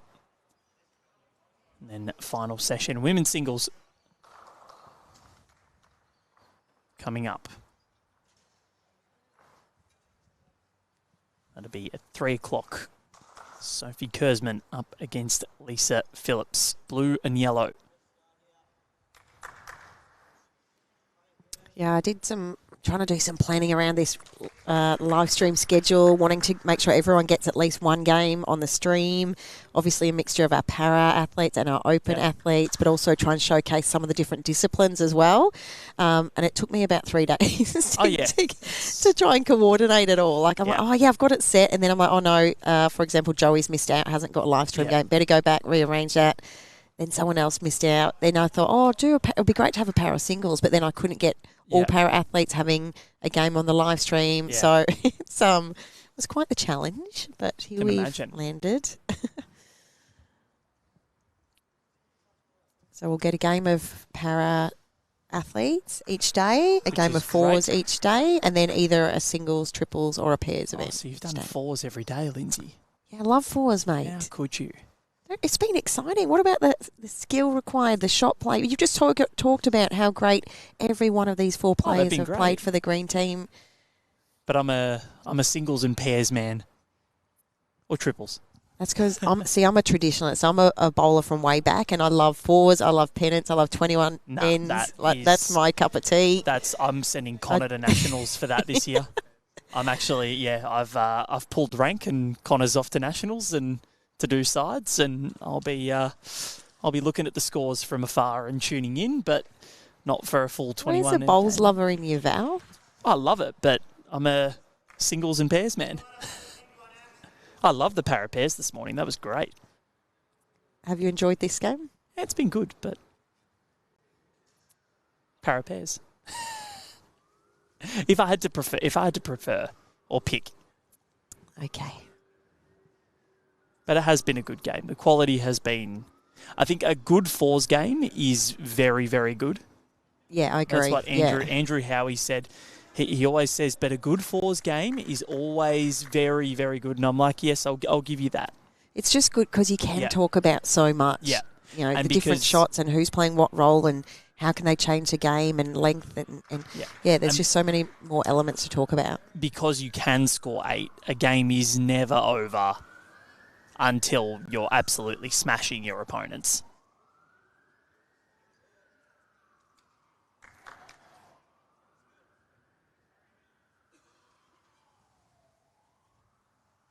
I think the para component of this competition is something that has really risen, and I think the ability to play mixed and seeing the paras, you know, sharing the limelight with the open team, I think that's something that has really taken this event to new skies, really.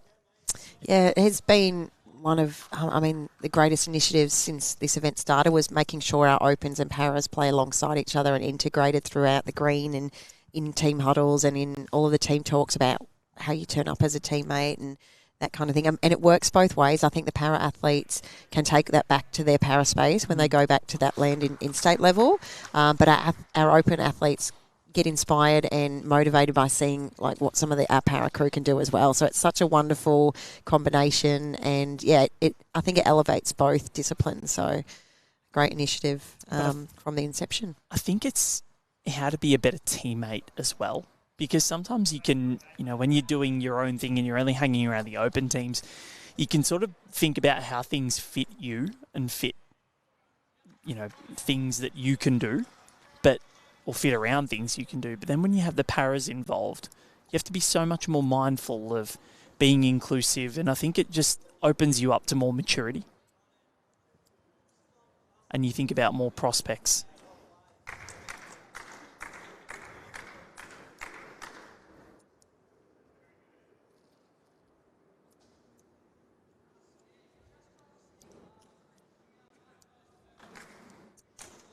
Hayden Oster. Final bowl in this match on his birthday. Organise a cake for him, Lindsay? We've got actually 3 birthdays this week. So we've got Hayden, obviously, today, 21. Cooper Whitestars tomorrow, not 21, he's a bit older than that. And then Mickey Vassallo on Friday, also not 21, maybe double that. But so we had 3 cakes today. We thought we might just do them all at once. Yeah. Otherwise, that's a lot of cakes over a lot of days. Protopappas didn't eat it all, did he? I'm not sure. I was a bit busy. I didn't get a piece, so I'm not sure if there's any in there. But it's disgraceful behaviour from everybody else. We talk about being inclusive. The literal brains trust behind the event didn't get a piece of cake. Where's my cake? That's okay. Yeah, we all sang happy birthday to the 3 boys. So every colour except green was represented in the birthdays as well. So, bloody green. Red, blue and yellow birthdays over this week.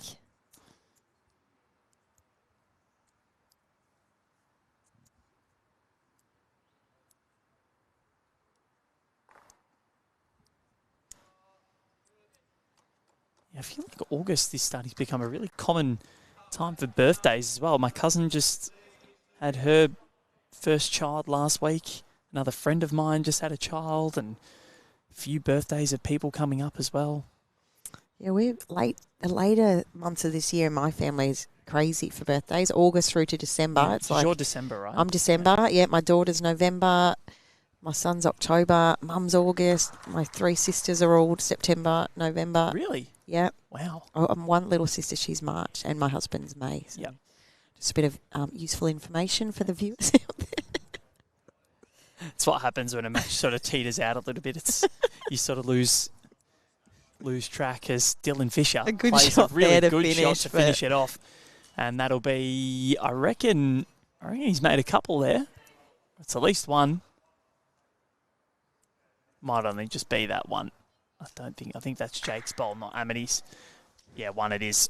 So in the end, he finishes with a piece of brilliance, but they don't win multiple ends in a row at any point, the red team. That's just how stingy Team Green was. They only dropped 2 multiples. They were on end 1 and 5. They were just 2s. They were at least third shot of the 16 across the entirety of the match. So that's the quality that they were bringing to the forefront. I think, a real steadying performance there for every member of the green team. The red, they clung in there for a little while, but just got broke towards the end. But great to see the crew watching on here. The para women's singles still right on the edge of their seat. 16 to Caitlin. Oh, no, 16 to Joe it is at the minute. 15 to Caitlin.